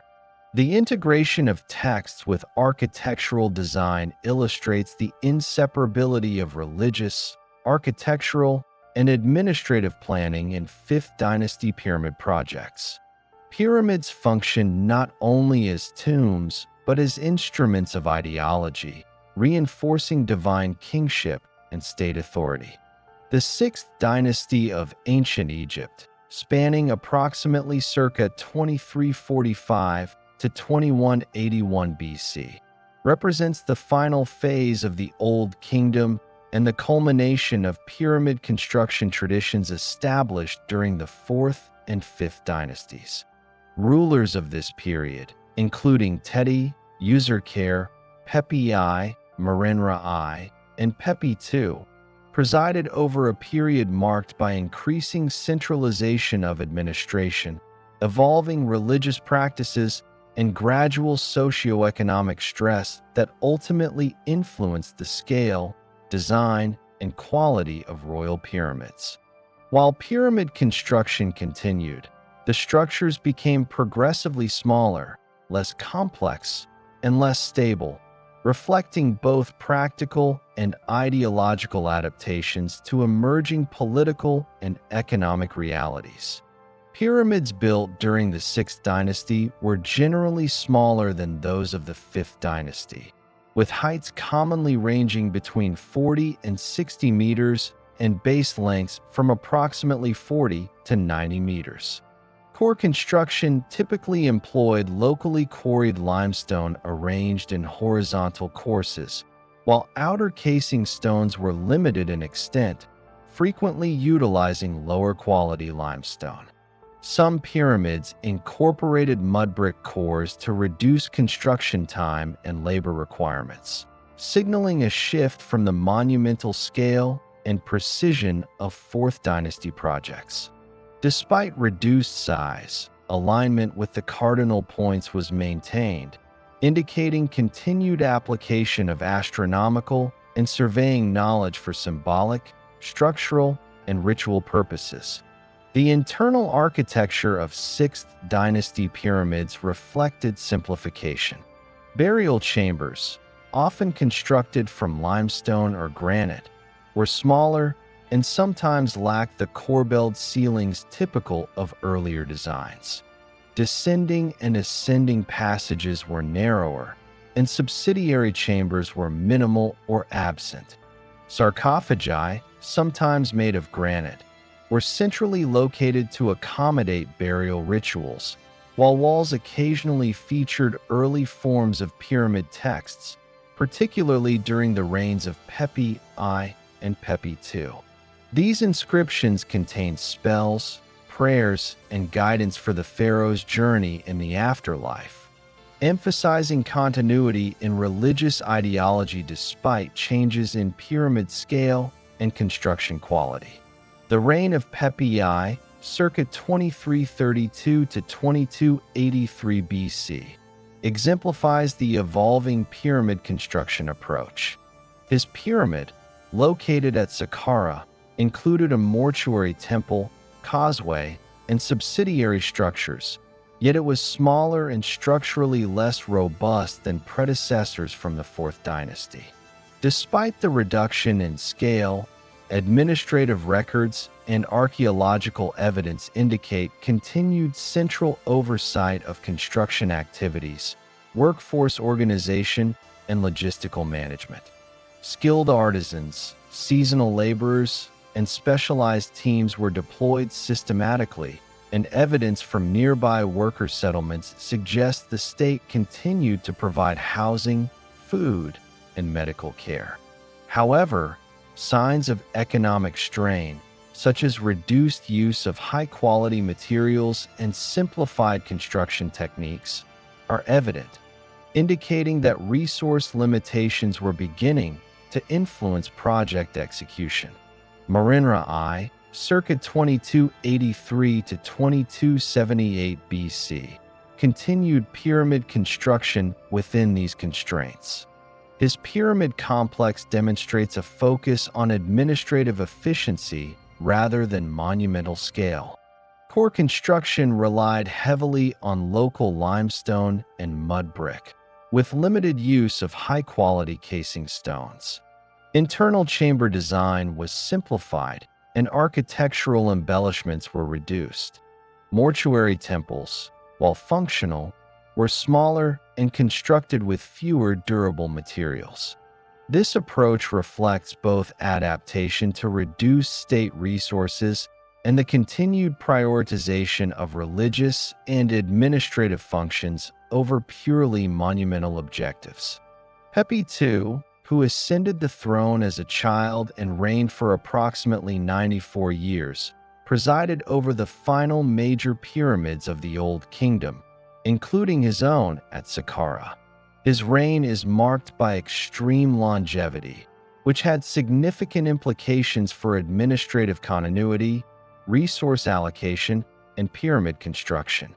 The Pyramid of Pepi II was smaller and constructed with a core of limestone and mud brick, and outer casing stones were limited and frequently of lower quality.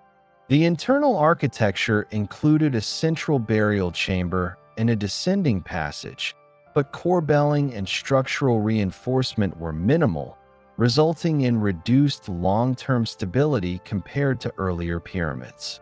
Despite these limitations, religious functions continued, including mortuary temples and subsidiary structures for the performance of rituals. Administrative systems remained integral to pyramid construction, though signs of decentralization began to emerge. The state relied on provincial officials to contribute labor, materials, and logistical support. Workforce organization continued to involve skilled artisans, seasonal laborers, and hierarchical oversight, but economic pressures and reduced centralized control occasionally led to inconsistencies in construction quality. Archaeological evidence from worker settlements shows continued provision of housing, food, and medical support, although in some cases, supply shortages and modifications in material usage suggest the strain on state resources. The capacity to maintain large-scale, high-precision projects was diminished, contributing to smaller pyramid sizes and simplified designs. Economic conditions during the 6th dynasty increasingly influenced construction decisions. Agricultural productivity remained critical, but periodic low Nile floods, land tenure disputes, and growing administrative demands reduced surplus resources available for monumental projects. Quarries for limestone and granite continued to supply materials, yet lower quality blocks and mud brick cores were increasingly utilized to compensate for resource limitations. Transport infrastructure, including riverine logistics and overland sledges, persisted, but labor allocation reflected a balance between project needs and broader socioeconomic pressures. The reduction in pyramid scale and quality was a pragmatic response to these evolving economic realities. Religious practices continued to inform pyramid construction, particularly the integration of solar worship and emerging mortuary texts. Pyramid texts, which first appeared during Pepi I's reign, became more widespread, incorporating spells, protective incantations, and guidance for the king's journey through the afterlife. The alignment of pyramids with cardinal points, the incorporation of internal chambers for ritual objects, and adjacent mortuary temples maintained continuity with previous dynasties' ideological frameworks. However, the reduced scale of pyramids and mortuary complexes reflects a shift in emphasis from monumental demonstration of power toward practical administration of religious observance. Structural challenges emerged as a consequence of reduced material quality and simplified techniques. Many 6th dynasty pyramids exhibit instability in core masonry, partial collapses, and erosion over time. Use of mud brick cores, while expedient, decreased structural durability. Nevertheless, surviving monuments demonstrate that essential architectural knowledge, including base leveling, passage orientation, and chamber construction, persisted. The balance between resource management, religious function, and practical construction reflected the state's adaptation to both internal and external pressures while preserving the functional and symbolic purpose of pyramids. Subsidiary pyramids, often constructed for queens or family members, mirrored the simplification observed in main pyramids. These smaller structures, commonly mud brick with limited limestone casing, were strategically placed relative to the primary pyramid to maintain social hierarchy and ritual continuity. Mortuary temples and offering chapels associated with subsidiary pyramids reflected the same functional priorities as main pyramids, but on a reduced scale. The spatial arrangement of primary and subsidiary structures within necropolises, such as Saqqara, illustrates the continuing integration of architectural, religious, and administrative planning despite reductions in monumental ambition. Technological methods persisted despite the reduction in scale and resources. Surveying techniques for cardinal alignment, leveling instruments for base preparation, and corbelling for chamber support continued to be applied, although with adjustments reflecting simpler construction requirements. Skilled artisans remained essential for precise stone cutting, alignment, and finishing of burial chambers, while granite sarcophagi and other durable elements were selectively incorporated to maintain symbolic and structural significance. These methods demonstrate continuity in technical knowledge and workforce capability within a context of diminished state capacity. Labor organization continued to reflect hierarchical structuring, with permanent skilled teams supplemented by seasonal agricultural laborers. Worker settlements included housing, storage facilities, and communal kitchens, providing essential support for project execution. Administrative oversight ensured task assignment, quality control, and coordination across multiple teams and construction phases. However, signs of strain, including reduced workforce size and reliance on less skilled labor, indicate emerging limitations in the state's ability to mobilize human resources at the scale previously seen during the Fourth Dynasty. Political decentralization also influenced pyramid construction. Provincial governors, increasingly autonomous, controlled regional labor forces and resources, while the central administration retained authority over major projects. Delegation of responsibilities led to variability in construction quality and execution.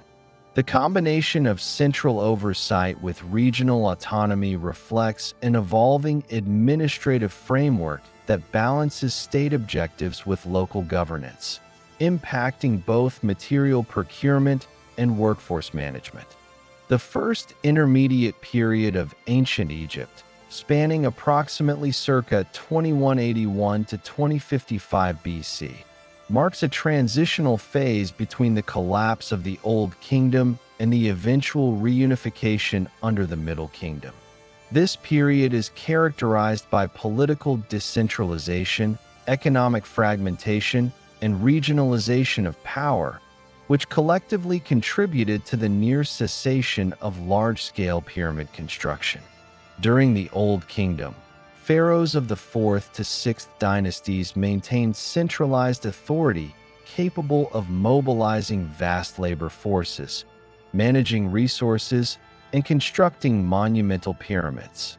By the onset of the first intermediate period, however, the erosion of centralized control, the rise of provincial elites, and resource limitations fundamentally altered the scope and function of royal mortuary architecture.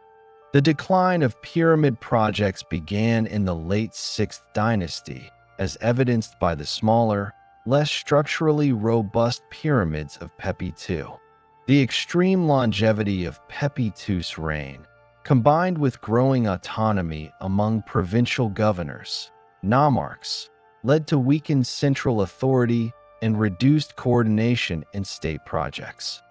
Following his death, political fragmentation accelerated. Competing regional rulers established local dynasties, particularly in Heracleopolis in Lower Egypt and Thebes in Upper Egypt, diminishing the central government's ability to direct labor, procure materials, or enforce uniform architectural standards. As a result, large-scale pyramid construction, which required cohesive administration and extensive labor mobilization, became unsustainable. During this period, regional rulers focused on consolidating territorial control, fortifying their political positions, and ensuring economic stability within their domains. Administrative priorities shifted from monumental construction to local governance, taxation, and resource management. The labor previously allocated to pyramid projects was redirected toward agricultural production, infrastructure maintenance, and regional building initiatives. Archaeological evidence indicates that tomb construction continued, but on a smaller and more localized scale, primarily for elite individuals rather than centralized pharaohs. These tombs, often mastaba-style structures or rock-cut chambers, replaced the large pyramids as primary burial sites for regional rulers. Economic conditions during the First Intermediate Period further constrained monumental architecture.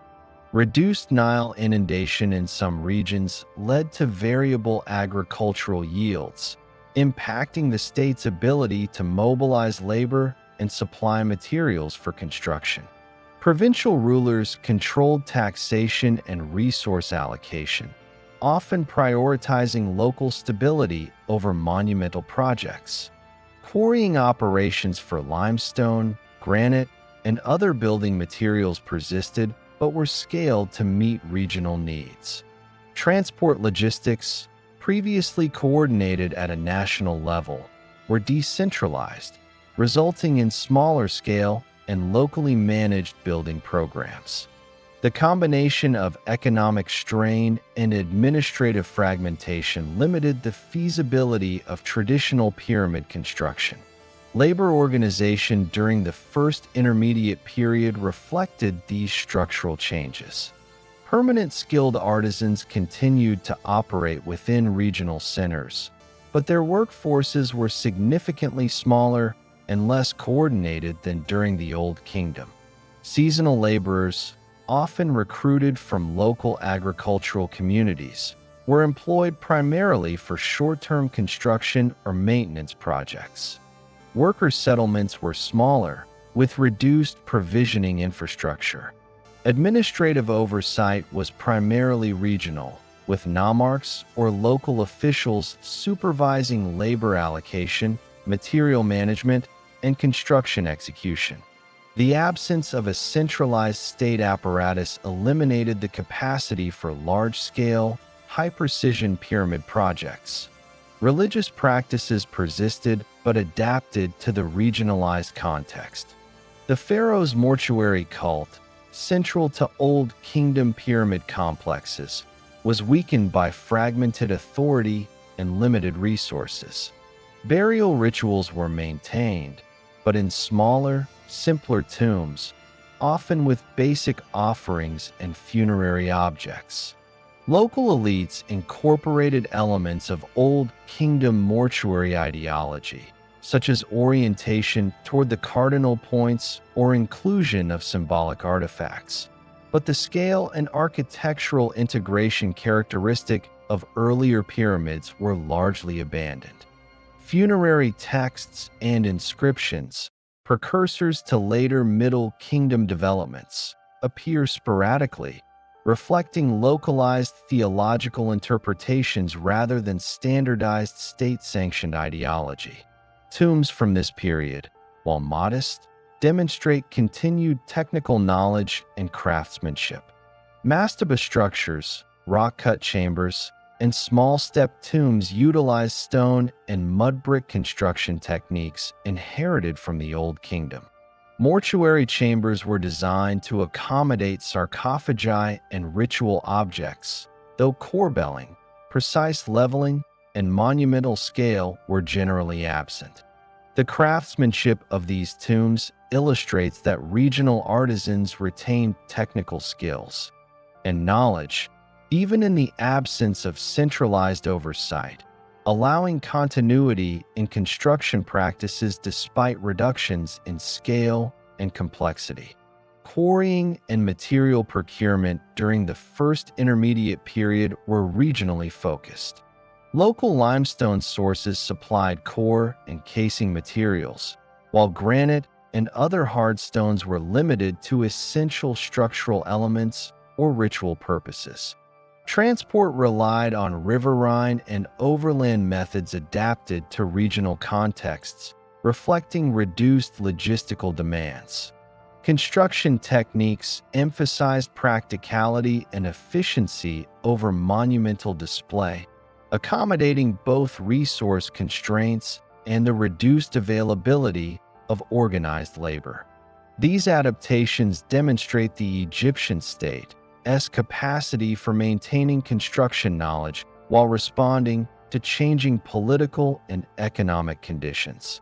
Political fragmentation is evident in the distribution of tombs and smaller pyramids associated with regional rulers. Dynastic control varied between Heracleopolitan kings in Lower Egypt and Theban rulers in Upper Egypt, with intermittent conflicts and shifting territorial boundaries. Pyramids and tombs constructed during this period were often located near regional administrative centers rather than in traditional necropolises like Giza or Saqqara. These sites facilitated both practical access to labor and resources and the assertion of local authority. The spatial distribution of tombs reflects the decentralization of power and the erosion of centralized ceremonial infrastructure. Administrative documentation, while less extensive than in the Old Kingdom, provides insight into labor management and resource allocation. Inscriptions, accounting records, and tomb reliefs indicate the continued use of hierarchical labor organization, albeit on a reduced scale. Skilled artisans and masons were supervised by local officials, while seasonal labor was allocated according to agricultural cycles. Food, water, and basic accommodations were provided, although evidence suggests a reduction in provisioning compared to Old Kingdom worker settlements. These records highlight adaptations in workforce management to maintain functional construction practices under conditions of limited centralized authority. Religious texts and inscriptions during the first intermediate period reflect both continuity and change. While full-scale pyramid texts were not implemented, localized funerary inscriptions incorporated elements of Old Kingdom mortuary ideology. References to the afterlife, divine protection, and the pharaohs or elite individuals' persisted, although ritual scale was reduced. These inscriptions were primarily intended for private or regional use, emphasizing practical ritual guidance rather than state-sponsored monumental ideology. The adaptation of funerary and religious practices illustrates the resilience of cultural traditions despite political and economic decentralization. The cessation of large-scale pyramid construction during this period also reflects strategic responses to emerging security concerns and socio-political instability. The central authority increased the risk of tomb robbery, resource diversion, and localized conflict. Smaller, less conspicuous tombs were easier to maintain and protect under these conditions, reducing the vulnerability of royal and elite burials. Construction practices evolved to prioritize functional integrity, durability, and relative concealment over the display of centralized power. These adaptations indicate a pragmatic approach to funerary architecture in a period of uncertainty and regional autonomy. Cultural and technological knowledge was preserved through local practice. Even as centralized pyramid construction ceased, regional artisans continued to employ techniques such as corbelling, leveling, stone cutting, and alignment with cardinal directions. Mortuary practices, though simplified, retained symbolic elements emphasizing the continuity of royal and elite authority, cosmic order, and afterlife ideology. These practices provided the technical and ideological foundation for the revival of large-scale construction under Middle Kingdom dynasties, demonstrating continuity in Egyptian architectural and religious traditions despite systemic disruption. The First Intermediate Period also reflects evolving economic models. Decentralization led to the redistribution of agricultural surplus, reduced centralized taxation, and greater autonomy for provincial elites. Construction projects relied on locally available materials, limited labor pools, and modest logistical support. Resource allocation was primarily directed toward maintaining administrative and ceremonial functions within regional centers, rather than statewide monumental endeavors. These economic adaptations were critical to sustaining construction capabilities while accommodating political fragmentation and reduced central authority. Subsidiary tombs and regional necropolises emerged as practical solutions to decentralized authority. Local rulers constructed tombs near administrative centers, integrating functional mortuary elements with accessible resource networks. Tombs were generally modest in scale but maintained essential elements for ritual practice, such as burial chambers, offering spaces, and symbolic alignments.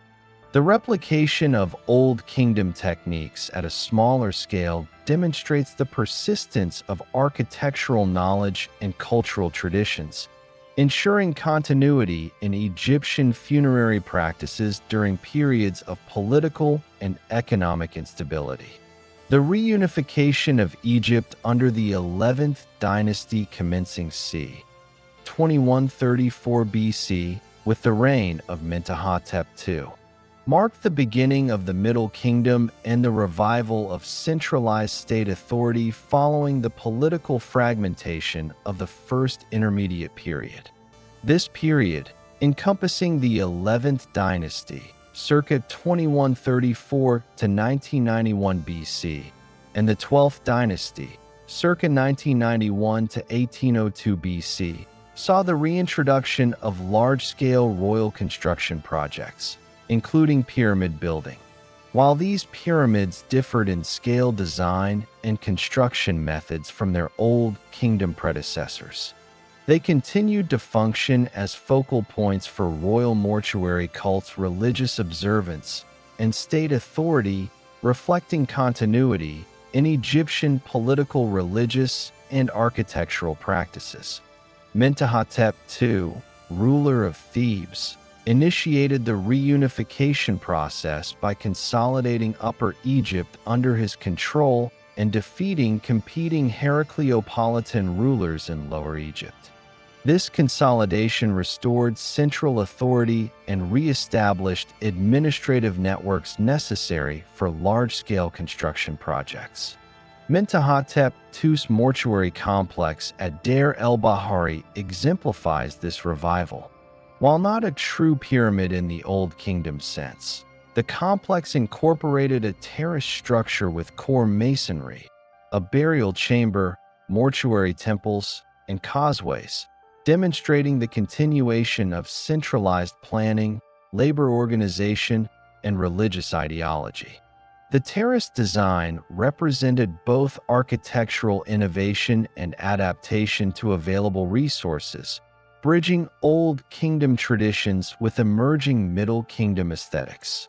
The 12th dynasty further advanced pyramid construction through rulers such as Amenemhat I, Senusret I, Senusret II, and Amenemhat II.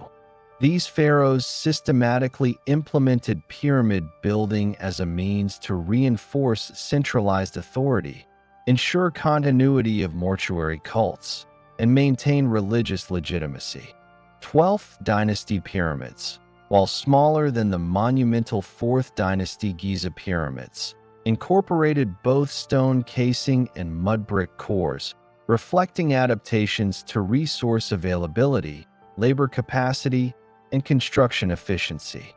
Base lengths typically range from 50 to 105 meters, with heights between 40 and 60 meters, demonstrating a strategic balance between symbolic monumentalism and practical execution. Construction techniques during the Middle Kingdom combined traditional methods with innovations aimed at efficiency.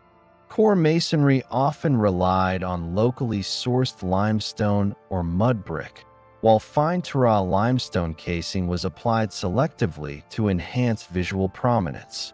Granite continued to be used for sarcophagi, internal chamber lining, and critical structural elements. Builders employed ramps, sledges, and levers to transport blocks, maintaining techniques established in the Old Kingdom while adapting them to the smaller scale of pyramids. Surveying and leveling practices ensured precise alignment with cardinal points, preserving the ritual and symbolic significance associated with solar and cosmic orientation.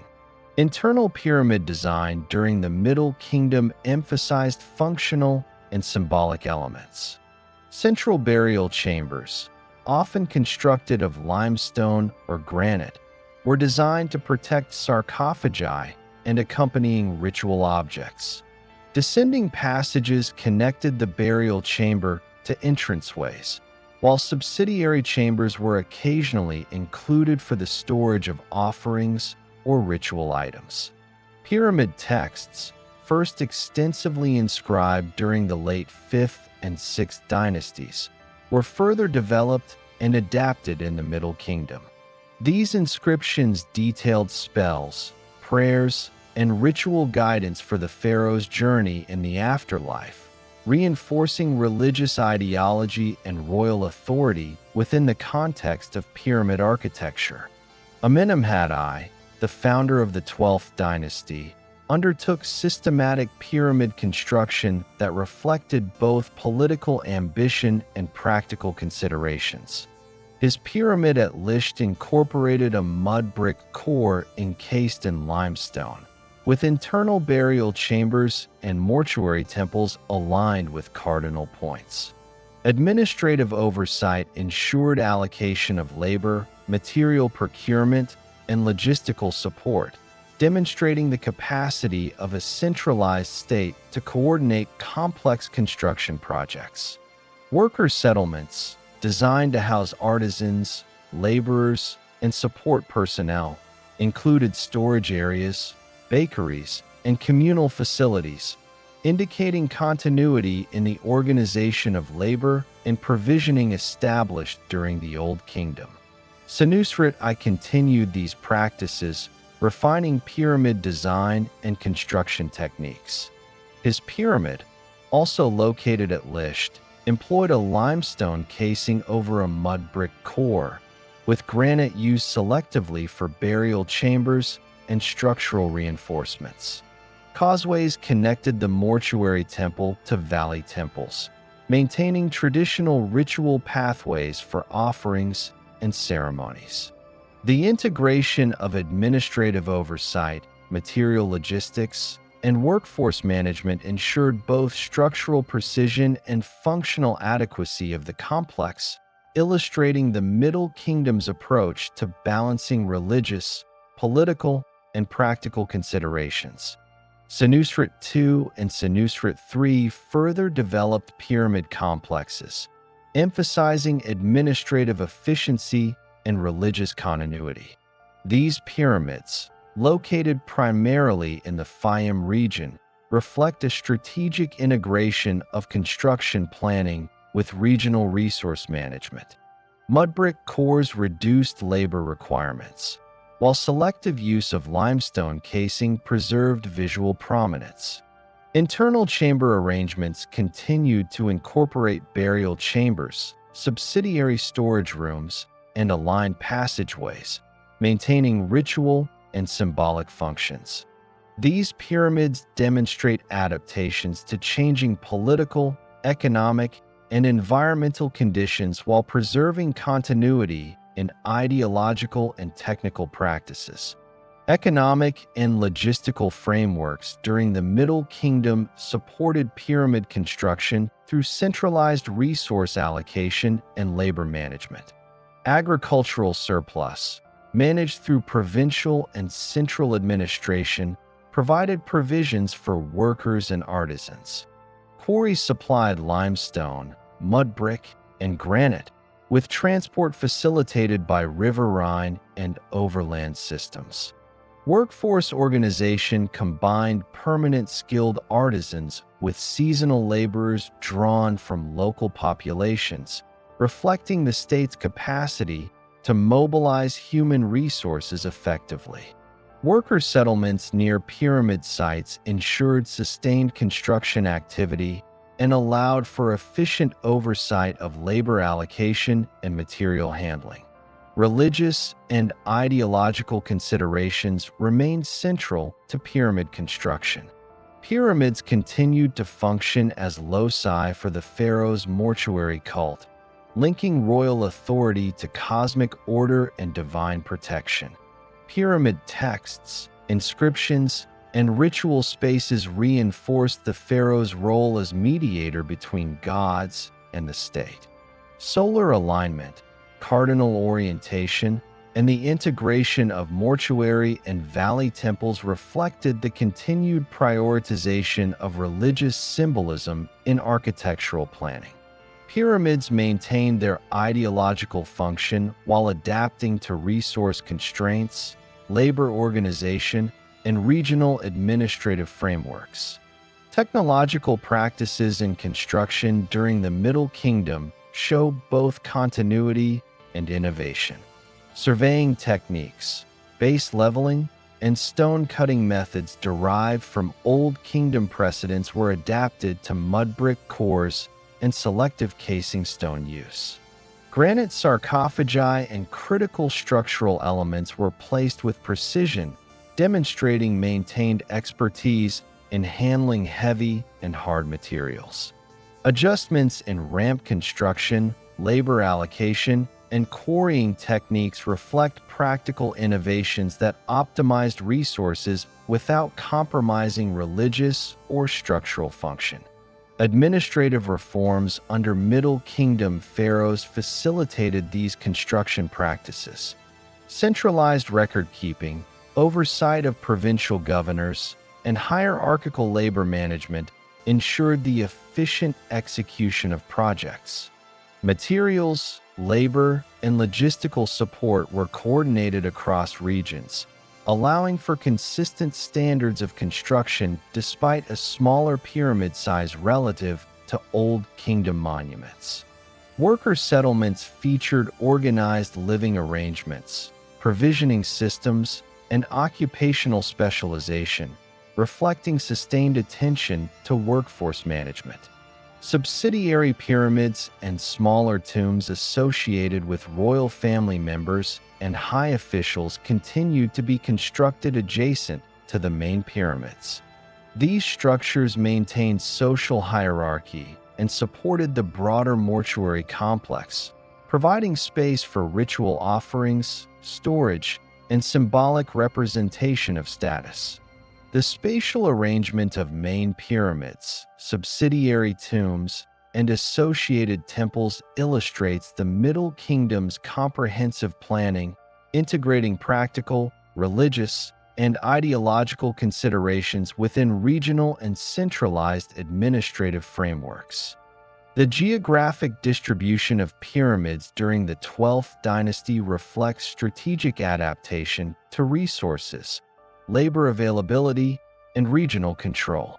Pyramids were built at Lisht, Djoser, and in the Fayum region, taking advantage of local quarries, transportation routes, and administrative centers. These locations facilitated centralized oversight while minimizing logistical complexity, allowing the state to maintain construction standards, provide for workers, and ensure integration of mortuary, religious, and symbolic functions. Religious texts, including Middle Kingdom pyramid texts and coffin texts, became increasingly widespread, standardizing ritual practice and afterlife ideology. These texts, inscribed within pyramids and associated temples, provided spells, protective formulas, and procedural guidance for the pharaoh's or elite individual's journey in the afterlife.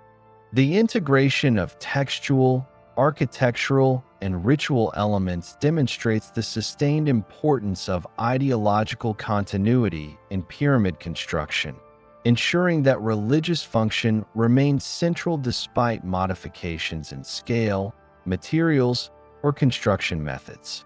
The Middle Kingdom revival of pyramid building reflects a balance between Old Kingdom traditions and pragmatic adaptation. Smaller pyramids, mud brick cores, selective casing, and streamlined internal architecture demonstrate responses to resource constraints, labor limitations, and regional administrative realities. Simultaneously, the preservation of mortuary temples, causeways, pyramid texts, and solar alignment reflects continuity in ideological and ritual priorities. Construction practices, workforce management, and administrative oversight illustrate the Egyptian state's capacity to maintain centralized control over monumental architecture while adapting to changing social, economic, and environmental conditions.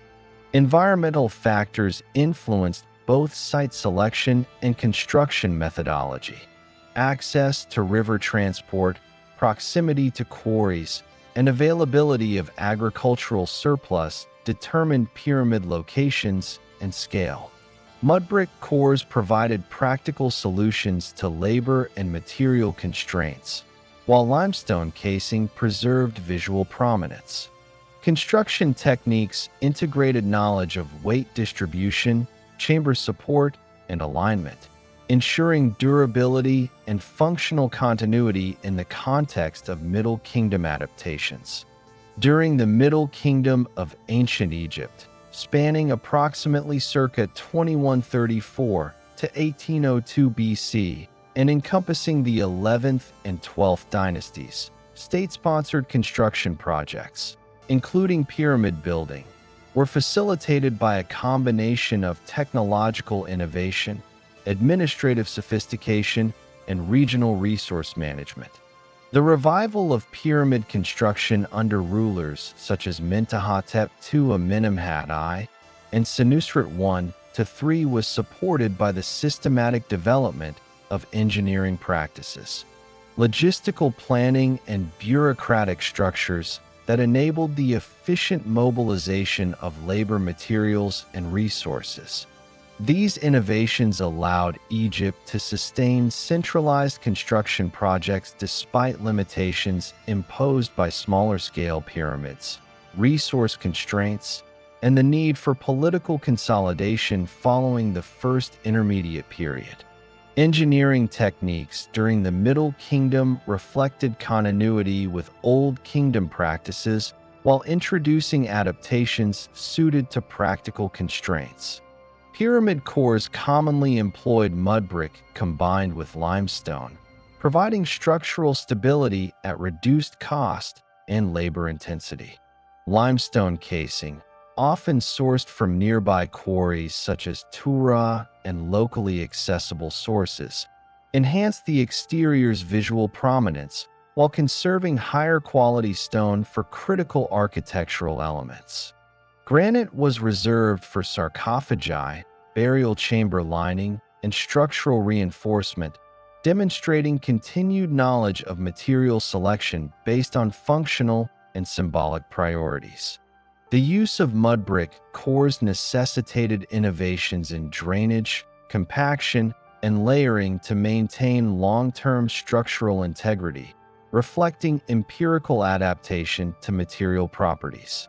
Surveying and alignment techniques retained precision comparable to the Old Kingdom, ensuring that pyramids maintained orientation to cardinal points and consistent internal spatial arrangements. Builders employed leveling tools, plumb bobs, sighting instruments, and graduated ropes to achieve accurate foundation layouts, apex alignment, and chamber orientation. Despite smaller pyramid dimensions, these techniques preserved ritual alignment with solar and celestial phenomena, reinforcing the ideological significance of pyramids as representations of cosmic order and pharaonic authority. Standardized measurements, including cubit lengths and subdivision units, enabled consistency across geographically dispersed construction sites. Labor organization during the Middle Kingdom represented a combination of permanent skilled artisans, semi-permanent workers, and seasonal laborers, structured hierarchically under centralized supervision. Skilled masons, stonecutters, carpenters, and engineers executed specialized tasks, while seasonal agricultural laborers were employed for heavy transport, site preparation, and bricklaying during periods when fields were fallow. Worker settlements adjacent to pyramid sites provided accommodation, food storage, kitchens, and communal facilities. Archaeological evidence indicates that these settlements maintained a balance of workforce size, skill distribution, and logistical capacity, reflecting the integration of human resources planning with construction and administrative priorities. Administrative systems during the Middle Kingdom were crucial in coordinating complex projects. Central authorities maintained oversight of quarrying operations, transport logistics, labor allocation, and material distribution. Provincial officials, or nomarchs, were responsible for supplying regional labor contingents, overseeing local production of mud bricks and limestone blocks, and ensuring compliance with centralized directives. Accounting records, inscriptions, and administrative documents indicate systematic record-keeping for resource flow, workforce deployment, and project timelines. This bureaucratic structure minimized inefficiencies, standardized construction practices, and ensured that religious and political objectives were realized despite smaller-scale projects compared to the Old Kingdom. Material logistics were optimized through the integration of riverine and overland transport systems. The Nile functioned as the primary conduit for stone, timber, and other bulk materials, allowing heavy loads to be moved from quarries to construction sites efficiently. Sledges, rollers, and boats were employed to facilitate transport, while temporary canals and ramps enhanced access to specific sites. Local limestone sources were exploited for core construction, while high-quality casing stones were transported from major quarries, reflecting the state's strategic allocation of materials based on cost, labor, and functional requirements. The systematic coordination of quarrying, transport, and site preparation demonstrates the Middle Kingdom's engineering and logistical sophistication. Project planning integrated administrative oversight, labor management, and engineering expertise. Construction schedules were coordinated with agricultural cycles to optimize labor availability, with seasonal workers contributing during periods when farming labor demand was low. Skilled artisans worked continuously, ensuring technical quality in stone cutting, alignment, and chamber construction. Modular construction practices allowed sections of the pyramid core to be prepared concurrently, accelerating progress while maintaining structural integrity. This approach reflects a combination of empirical knowledge, standardized engineering methods, and centralized administrative control. Pyramid design in the Middle Kingdom emphasized functional efficiency while maintaining ideological and ritual continuity. Pyramids were generally smaller than their old kingdom counterparts, with heights ranging from 40 to 60 meters, yet retained cardinal alignment, internal burial chambers, and subsidiary chambers for offerings and ritual objects. Mortuary temples, causeways, and subsidiary structures were integrated within the complexes, supporting the pharaoh's mortuary cult. The incorporation of pyramid texts, as inscriptions on chamber walls or coffins, ensured continuity in religious ideology, guiding the pharaoh's journey in the afterlife while reinforcing centralized authority. The 12th dynasty introduced regional diversification of pyramid sites to facilitate labor access, resource procurement, and administrative oversight. Amenemhat I and Senusret I constructed pyramids at Lisht, while Senusret II and Senusret III focused on sites in the Fayum region. Selection criteria included proximity to quarries, river access for transport, and agricultural productivity to sustain the workforce. Regional planning minimized logistical difficulties while ensuring that pyramid construction aligned with central authority objectives, integrating local resources into a unified state framework. Subsidiary structures, including queens' pyramids, tombs for officials, and mortuary temples, were systematically incorporated into pyramid complexes. These structures maintained hierarchical representation within necropolises and ensured that associated mortuary cults were conducted efficiently. Mortuary temples included offering chapels, storage rooms, and ceremonial spaces, reflecting administrative planning and functional integration. Pyramid complexes functioned as both architectural statements and practical centers for religious observance, demonstrating the Middle Kingdom's emphasis on systematic design and bureaucratic coordination. Construction techniques emphasized adaptation to material properties, workforce capabilities, and resource limitations. Mud brick cores were compacted in horizontal layers, often reinforced with limestone or timber, while casing stones provided surface durability. Passageways, burial chambers, and corbelled ceilings were designed to optimize load distribution and structural stability. Granite sarcophagi, granite lintels, and stone linings were strategically placed to reinforce critical areas. Engineering adjustments accommodated regional variations in material quality, labor skill, and environmental conditions, reflecting the empirical knowledge and technical flexibility of Middle Kingdom architects and engineers. Administrative expansion supported broader state functions beyond pyramid construction. Provincial governance, record-keeping, and tax collection were formalized, enabling the effective allocation of resources to multiple construction projects simultaneously. Communication between central and regional authorities was maintained through courier systems, official decrees, and documentation of material transfers. This bureaucratic efficiency ensured that pyramids were constructed according to standardized plans, aligning with religious, political, and functional objectives. Religious considerations informed both engineering and administrative decisions. Pyramid alignment, chamber orientation, and mortuary temple placement were determined with reference to solar, cardinal, and cosmic principles.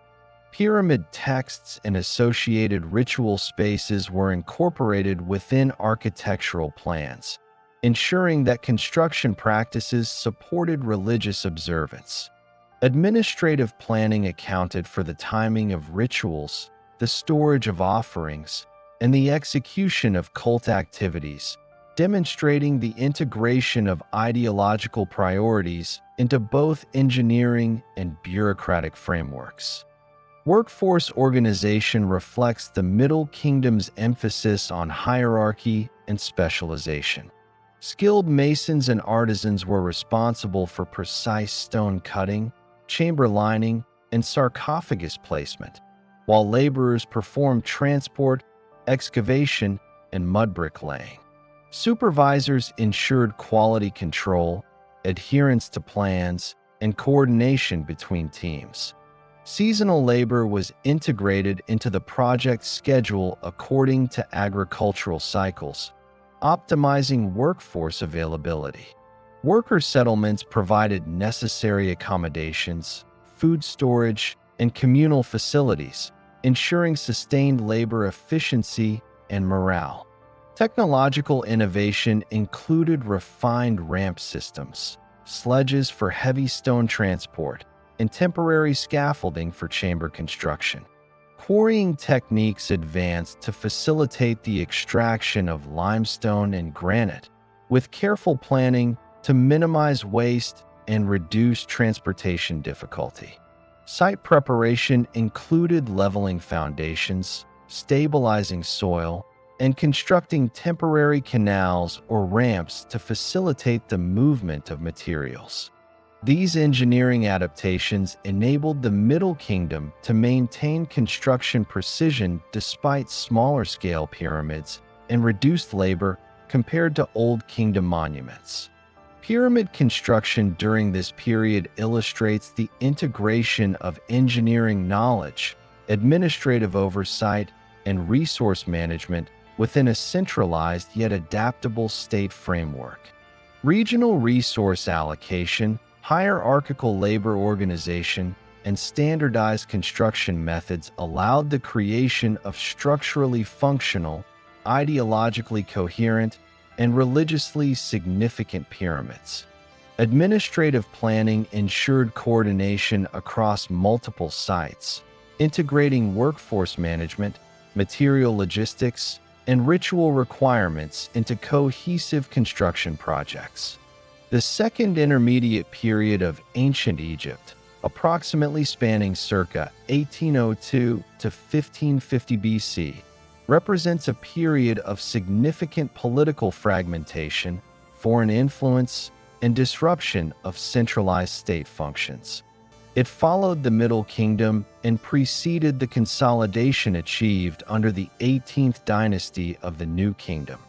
During this era, the tradition of royal pyramid construction, which had persisted intermittently since the Third Dynasty, effectively ceased. The combination of internal political instability, the rise of the Hyksos in the Delta region, and localized governance by regional dynasties fundamentally altered the organizational, economic, and religious conditions required for pyramid building. The decline of centralized authority was one of the defining characteristics of the Second Intermediate Period.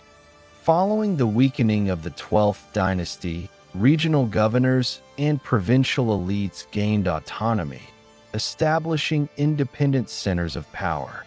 Upper Egypt was dominated by Theban rulers, while Lower Egypt experienced significant influence from the Hyksos, a Semitic people who established the 15th dynasty and exerted political and military control over the Nile Delta.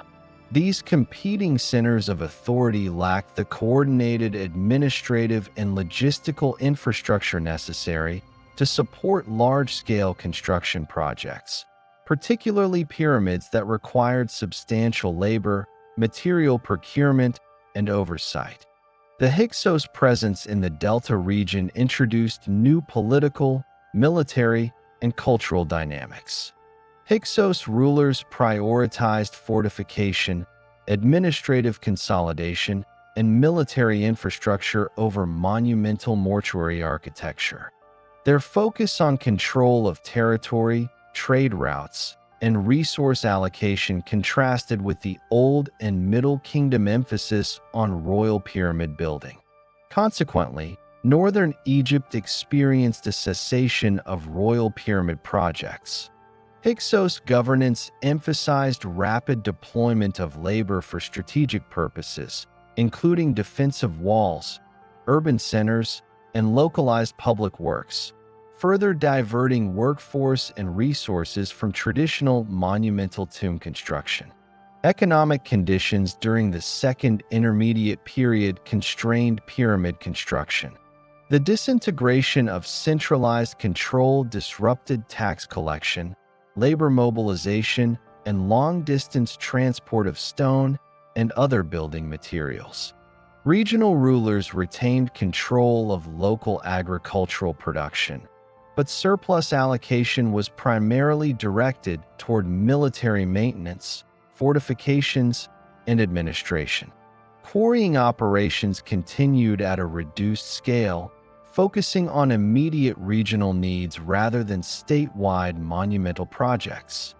Resource scarcity and limited centralized oversight meant that projects requiring sustained labor over multiple years, such as pyramid construction, were no longer feasible. Labor organizations, previously coordinated through centralized state structures, became regionalized. Permanent artisans continued to operate within localized centers, but seasonal labor pools were smaller and mobilized for short-term construction or agricultural work. There was no longer a unified labor force capable of undertaking projects comparable to the 4th Dynasty pyramids at Giza or the Middle Kingdom pyramids at Lisht. Worker settlements, while still present near some regional tombs and temples, lacked the scale, provisioning systems, and administrative oversight characteristic of earlier periods. Consequently, construction practices shifted towards smaller-scale tombs and local necropolises rather than large pyramids. Architectural and engineering practices adapted to these conditions. Traditional pyramid design and construction methods were largely abandoned. Smaller mastabas, rock-cut tombs, and modest brick structures became the preferred funerary architecture for regional rulers and elites. These tombs incorporated essential ritual features, such as burial chambers, offering spaces, and symbolic orientation, but did not replicate the monumental scale, precise alignment, or internal complexity of earlier pyramids. Structural innovation persisted on a limited scale, focusing on practical construction within constrained resource and labor frameworks. Religious practices and mortuary ideology continued, but the focus shifted from monumental expression to functional burial rites. The pharaoh's mortuary cult, central to pyramid complexes, was significantly reduced or replaced with localized ritual observances. Funerary texts, including coffin texts and ritual inscriptions, were adapted for regional use, guiding the deceased's journey to the afterlife within smaller-scale tombs. While these texts maintained continuity with Middle Kingdom and Old Kingdom traditions, they lacked the centralized, monumental context of earlier pyramid inscriptions. Regional rulers relied on local priests and artisans to conduct rituals, further reducing the scale and complexity of mortuary practices. Regional political fragmentation influenced the geographic distribution of tomb construction. Upper Egypt, under Theban rulers, developed necropolises along the west bank of the Nile, often in proximity to strategic or administrative centers. These sites included modest tombs for pharaohs, local rulers, and elite officials. Lower Egypt, under Hyksos control, experienced minimal pyramid construction, with architectural efforts focused on urban centers, fortifications, and administrative complexes. The spatial distribution of burial sites reflects both the decentralization of political authority and the adaptation of funerary practices to local conditions. The cessation of pyramid building during this period also reflected security concerns and socio-political instability. Tombs constructed in prior periods had been subject to looting, particularly during times of weakened central authority. Smaller, less conspicuous burial structures reduced vulnerability to robbery and allowed regional rulers to safeguard mortuary practices under conditions of political uncertainty. Construction strategies prioritized concealment, structural integrity, and accessibility for ritual performance rather than public display or monumental symbolism. Material selection during the Second Intermediate Period reflected the limitations imposed by decentralized authority and regional resource access. Locally sourced limestone, mud brick, and occasionally granite were utilized for tomb construction, while large-scale transport of high-quality casing stone from distant quarries became impractical. Engineering adjustments compensated for material limitations, emphasizing efficient use of local resources and practical reinforcement of chambers and walls. These adaptations enabled continued tomb construction despite the absence of centralized coordination and abundant state resources. Administrative practices during this period adapted to the absence of centralized state oversight. Regional governors and local elites assumed responsibility for construction planning, labor management, and material procurement within their territories. Record keeping, while less extensive than during the Middle Kingdom, continued in the form of inscriptions, accounting fragments, and tomb reliefs. These records reflect the coordination of the workforce, provision of food and supplies, and supervision of skilled artisans. The limited administrative scope illustrates both continuity in Egyptian bureaucratic knowledge and the constraints imposed by political fragmentation. Military and strategic considerations influenced the prioritization of state resources during the Second Intermediate Period. Both Hyksos and Egyptian regional rulers focused on defense, fortification, and territorial control. Construction efforts were often directed towards city walls, fortified administrative centers, and logistical infrastructure rather than monumental mortuary projects. The allocation of labor and materials for strategic purposes diminished the feasibility of pyramids, reinforcing the transition to smaller, localized tomb architecture. Technological knowledge persisted despite these constraints. Artisans maintained skills in stone cutting, mud brick construction, chamber alignment, and basic corbelling techniques. Tomb design incorporated features such as false doors, offering niches, and symbolic orientation. Engineering practices ensured functional integrity, even in modest structures, illustrating the continuity of technical knowledge in a context of diminished resources and decentralized governance. The decline of pyramid construction during this period represents a culmination of structural, economic, and political factors. Central authority, previously essential for mobilizing labor, coordinating logistics, and enforcing construction standards, was fragmented. Economic limitations constrained material procurement and workforce deployment. Regional rulers and foreign occupiers prioritized strategic and administrative objectives over monumental architecture. Social and religious practices were adapted to these conditions, focusing on functional mortuary rites within modest tomb structures. The absence of pyramids during the Second Intermediate Period demonstrates the dependence of monumental architecture on centralized authority and resource control. Whereas the Old and Middle Kingdoms successfully mobilized state machinery for pyramid construction, the decentralized political landscape of the Second Intermediate Period disrupted the mechanisms necessary for large-scale projects. Tombs constructed during this period, though smaller and less elaborate, maintained ideological continuity and functional integrity, illustrating the persistence of Egyptian funerary culture despite systemic political and economic disruption. The Second Intermediate Period effectively closed the chapter on the Egyptian pyramid tradition initiated in the Third Dynasty. While the technical knowledge, ritual practices, and architectural concepts associated with pyramids persisted in localized forms, the socio-political conditions necessary for large-scale state-sponsored pyramid construction no longer existed.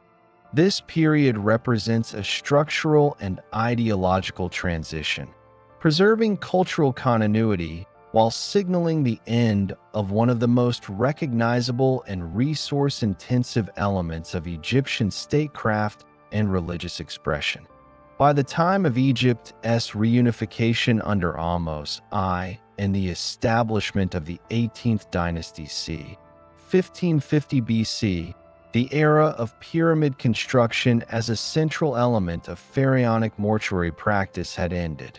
The lessons of administration, engineering, and resource management from prior periods informed the development of alternative burial practices, including rock-cut tombs in the Valley of the Kings. The early New Kingdom of Ancient Egypt, commencing approximately c. 1550 BC with the reign of Ahmose I, marked a decisive transition in royal funerary practices and architectural expression. Following the political reunification of Egypt at the conclusion of the Second Intermediate Period, the pharaohs of the 18th dynasty implemented reforms in administration, military organization, and religious practice that fundamentally altered the requirements and context for monumental construction. One significant outcome of this transition was the permanent cessation of pyramid building as the principal form of royal tomb construction. The shift reflected changes in security concerns, religious ideology, resource allocation, and centralized governance, establishing a new paradigm for royal mortuary architecture centered on rock-cut tombs in the Theban necropolis, particularly the Valley of the Kings. Ahmose I, founder of the 18th dynasty, inherited a reunified but economically and politically fragile Egypt. The prolonged conflict with the Hyksos and the subsequent reconsolidation of Upper and Lower Egypt required focused investment in military infrastructure, urban reconstruction, and administrative stabilization. State resources, previously utilized for monumental pyramid construction, were redirected to fortifications, centralized administration, and strategic consolidation of provincial control.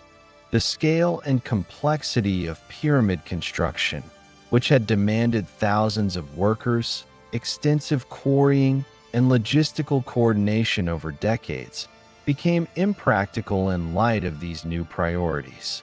Security considerations were paramount in determining royal burial practices during the early New Kingdom. Pyramid complexes of previous eras had been highly visible and symbolically prominent, exposing royal tombs to potential looting during periods of political instability.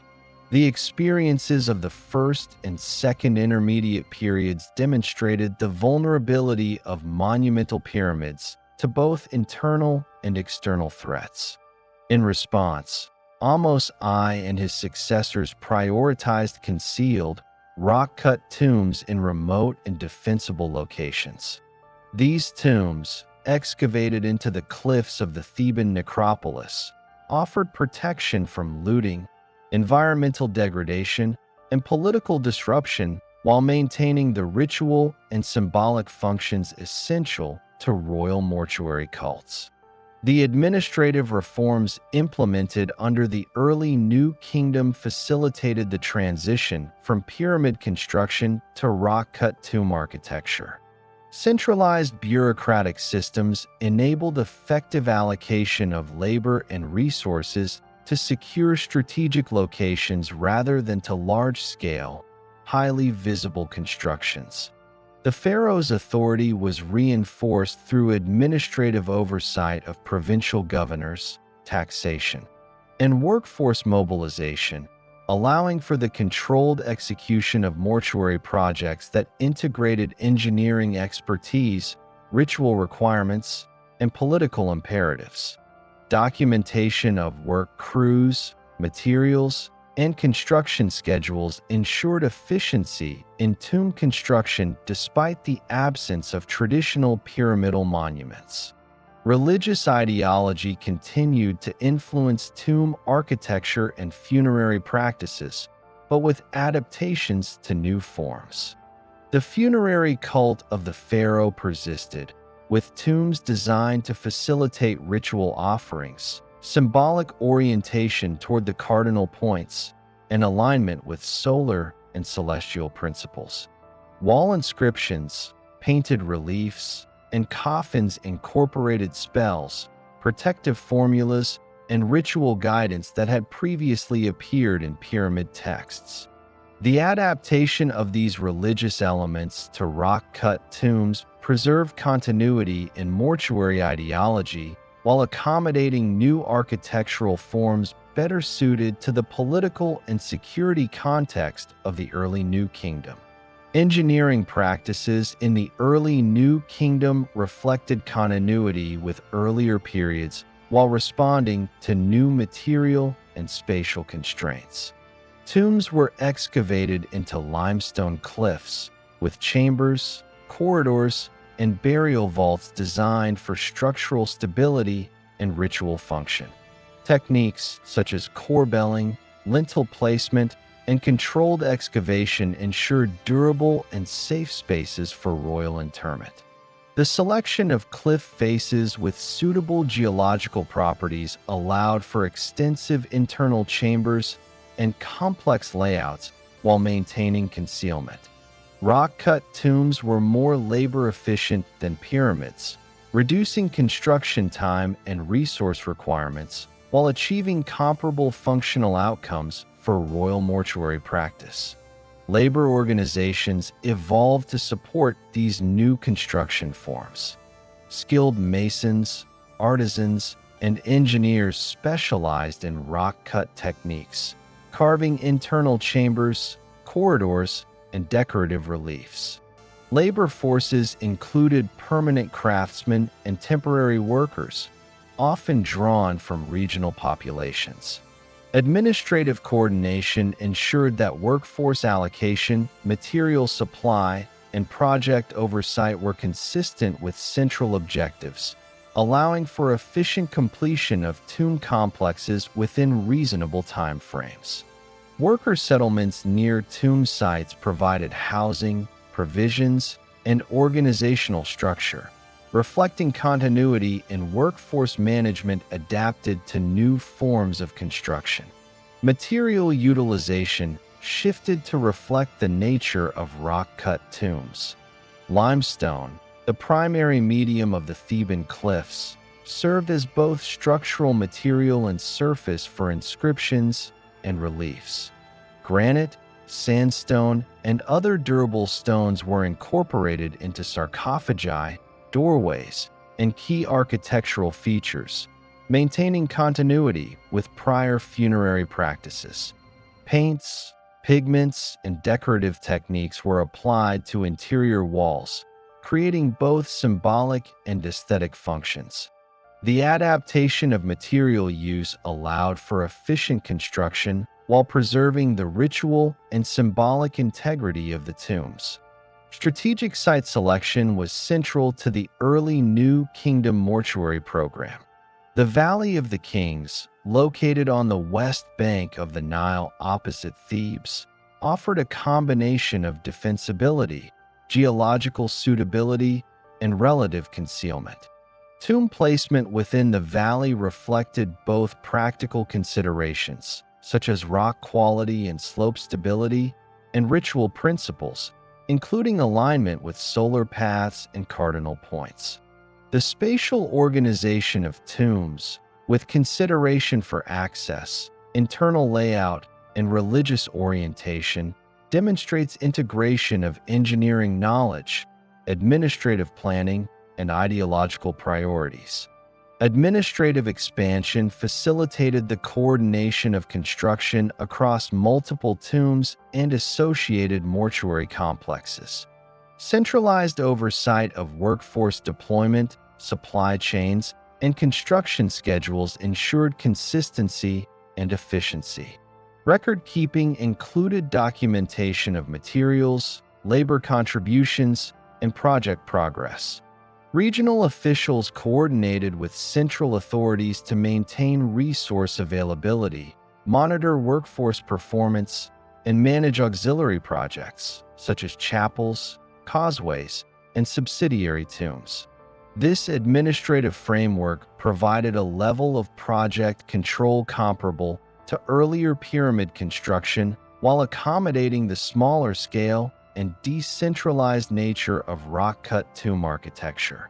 Religious continuity in the early New Kingdom was reinforced through the adaptation of funerary texts, iconography, and ritual practices to tomb interiors. Inscriptions included spells from the pyramid texts, now consolidated and expanded into coffin texts and eventually the Book of the Dead. Wall paintings, reliefs, and funerary objects maintain the ideological function of ensuring safe passage and protection of the pharaoh's ka and ba in the afterlife. Orientation, alignment, and design continued to reflect solar and celestial principles, preserving key aspects of traditional pyramid-based mortuary ideology while accommodating new architectural forms. The cessation of pyramid construction also reflected economic and logistical efficiencies. Rock-cut tombs required fewer resources, less extensive transport of heavy stone, and reduced labor intensity compared to large-scale pyramids. Construction timeframes were shorter, allowing for more predictable completion before the pharaoh's death. The shift also minimized the political and administrative burden associated with mobilizing large labor forces for prolonged periods, enabling the state to allocate resources toward military, administrative, and ceremonial priorities essential to consolidating the new kingdom's territorial and political control. Military and strategic priorities reinforced the architectural shift. The early New Kingdom focused on securing Egypt's borders, reclaiming territory previously controlled by the Hyksos, and consolidating political authority across Upper and Lower Egypt. The allocation of workforce and material resources to fortifications, administrative centers, and regional infrastructure reduced the feasibility of pyramid-scale projects. The development of rock-cut tombs allowed for continued observance of royal mortuary practice without diverting essential resources from strategic state functions. Cultural and artistic innovation flourished within the rock-cut tomb program. Decorative reliefs, wall paintings, and inscriptions in tomb interiors demonstrated technical proficiency and stylistic continuity. Artisans adapted Old and Middle Kingdom motifs to cliff face architecture, producing narrative cycles, symbolic imagery, and hieroglyphic inscriptions that reinforced royal authority and religious doctrine. Techniques in carving, pigment application, and chamber layout evolved to optimize the confined rock environment while preserving the ritual and aesthetic objectives previously associated with pyramids. The cumulative effect of these changes established the permanent transition from pyramid construction to rock-cut tombs.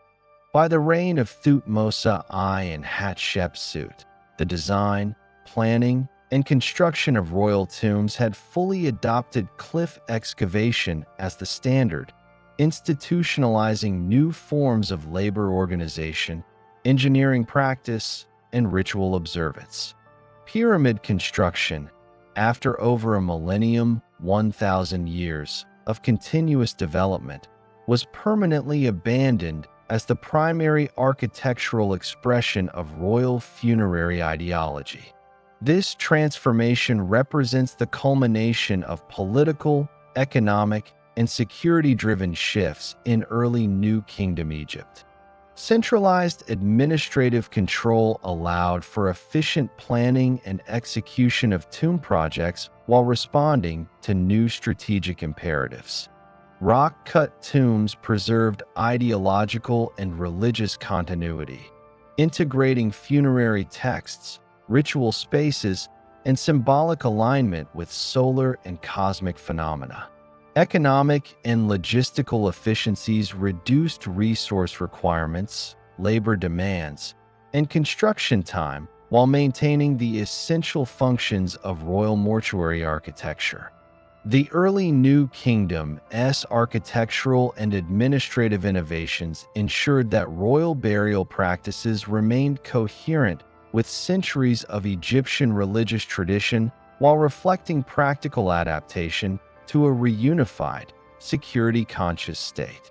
The Valley of the Kings became the definitive locus of pharaonic interment, integrating central authority, engineering expertise, and religious symbolism within a secure, defensible landscape. The abandonment of pyramids marked a permanent reorientation of Egyptian mortuary architecture, informed by centuries of experience, evolving state priorities, and strategic necessity. The construction of pyramids in ancient Egypt, spanning approximately 2667 BC to 1550 BC, reflects the evolution of royal funerary architecture, state organization, and religious ideology over more than a millennium, 1,000 years. Initiated during the early 3rd dynasty under King Djoser, pyramid building emerged as a distinct architectural and political phenomenon with the creation of the Step Pyramid at Saqqara. This early stone structure, designed by the architect Imhotep, replaced traditional mastaba tombs and established the template for monumental royal burial complexes incorporating courtyards, temples, and storage facilities. The Step Pyramid demonstrated the integration of centralized labor, administrative oversight, and innovative engineering, establishing both political and religious precedents for subsequent dynasties. During the late 3rd dynasty, the development of centralized authority facilitated state-managed labor organization. Construction projects relied on a combination of skilled artisans, semi-permanent workers, and seasonal agricultural laborers. Archaeological evidence from worker settlements indicates that labor was systematically provisioned, hierarchically supervised, and coordinated to ensure efficiency in material transport, stone cutting, and assembly. These practices enabled complex architectural projects that integrated religious ideology with political authority, laying the groundwork for the 4th dynasty's architectural innovations. The 4th dynasty introduced the first smooth-sided pyramids under King Sneferu, including the Mitam Pyramid, Bent Pyramid, and Red Pyramid. These constructions demonstrate iterative improvements in slope calculation, stone placement, and structural design, culminating in the unprecedented scale of the Great Pyramid of Khufu at Giza.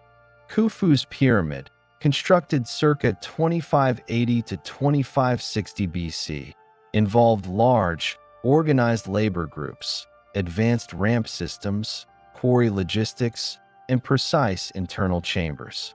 Evidence indicates that workers were well-fed and medically supported, contradicting historical narratives of slave labor.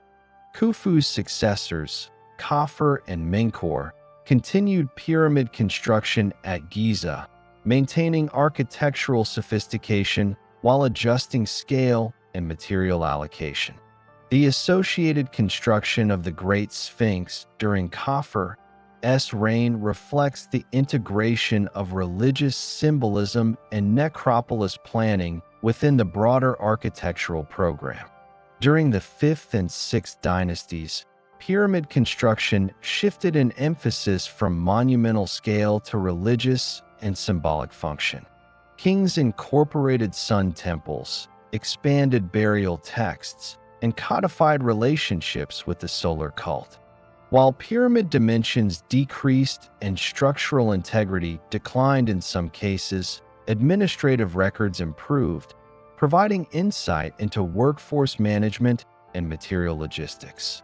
By the end of the 6th dynasty, economic strain, provincial decentralization, and political fragmentation reduced the resources available for large-scale construction, leading to the cessation of major pyramid projects during the First Intermediate Period. Regional rulers prioritized local governance and modest tombs, reflecting the temporary disruption of state-sponsored pyramid building. The Middle Kingdom, under the 11th and 12th dynasties, reintroduced pyramid construction in a period of reunification. Kings such as Mentuhotep II, Amenemhat I, and Senusret I to III constructed pyramids with mud brick cores encased in stone, smaller in scale than Old Kingdom structures, but maintaining religious and political continuity. Engineering techniques were adapted to material and resource constraints, and administrative expansion enabled efficient workforce organization, transport logistics, and site management. Worker settlements, canals, and quarrying operations reflected systematic planning, ensuring the functional and ritual integrity of pyramid complexes while demonstrating bureaucratic sophistication. The Second Intermediate Period, circa 1802 to 1550 BC, marked the permanent decline of pyramid construction due to political fragmentation, economic constraints, and foreign influence, particularly the rise of the Hyksos in the Nile Delta. Regional rulers focused on localized tombs, fortifications, and administrative centers, abandoning large-scale pyramids. Labor and resources were diverted to defensive and administrative priorities, while funerary practices continued through modest mastabas and rock-cut tombs. The disruption of centralized authority, combined with the strategic imperatives of military consolidation, rendered pyramid construction impractical, signaling the effective end of a 1,000 years long tradition. The reunification of Egypt under Ahmose I and the establishment of the early New Kingdom, circa 1550 BC, solidified the permanent transition from pyramid building to rock-cut tombs in the Theban necropolis. Security considerations, administrative efficiency, and practical resource allocation prompted pharaohs to adopt concealed burial sites in the cliffs of the Valley of the Kings. Rock-cut tombs preserved ritual functions, ideological alignment with solar and celestial principles, and funerary texts while reducing vulnerability to looting. The architectural and administrative innovations of this period, including systematic workforce management, material logistics, and engineering expertise, enabled the continuation of royal mortuary practices without reliance on large-scale pyramids. Over the course of approximately 1,100 years, Egyptian pyramid construction reflects a continuous adaptation to technological, administrative, political, and religious conditions. Beginning with the Step Pyramid of Djoser, advancing through the monumental constructions at Giza, and culminating in Middle Kingdom pyramids, this tradition represents a sustained integration of architecture, bureaucracy, and ideology.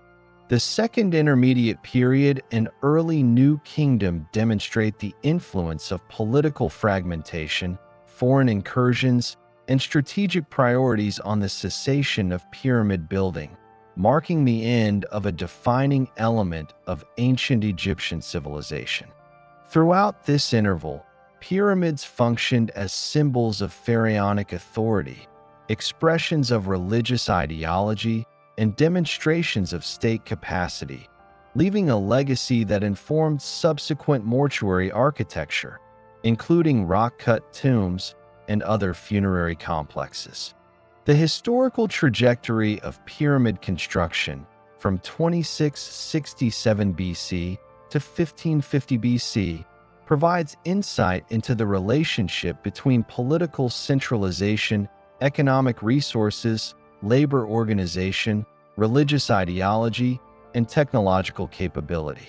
The evolution of pyramid architecture, from step prototypes to smooth-sided monuments, reflects cumulative engineering knowledge, while administrative and bureaucratic innovations illustrate the mechanisms that enabled complex state projects.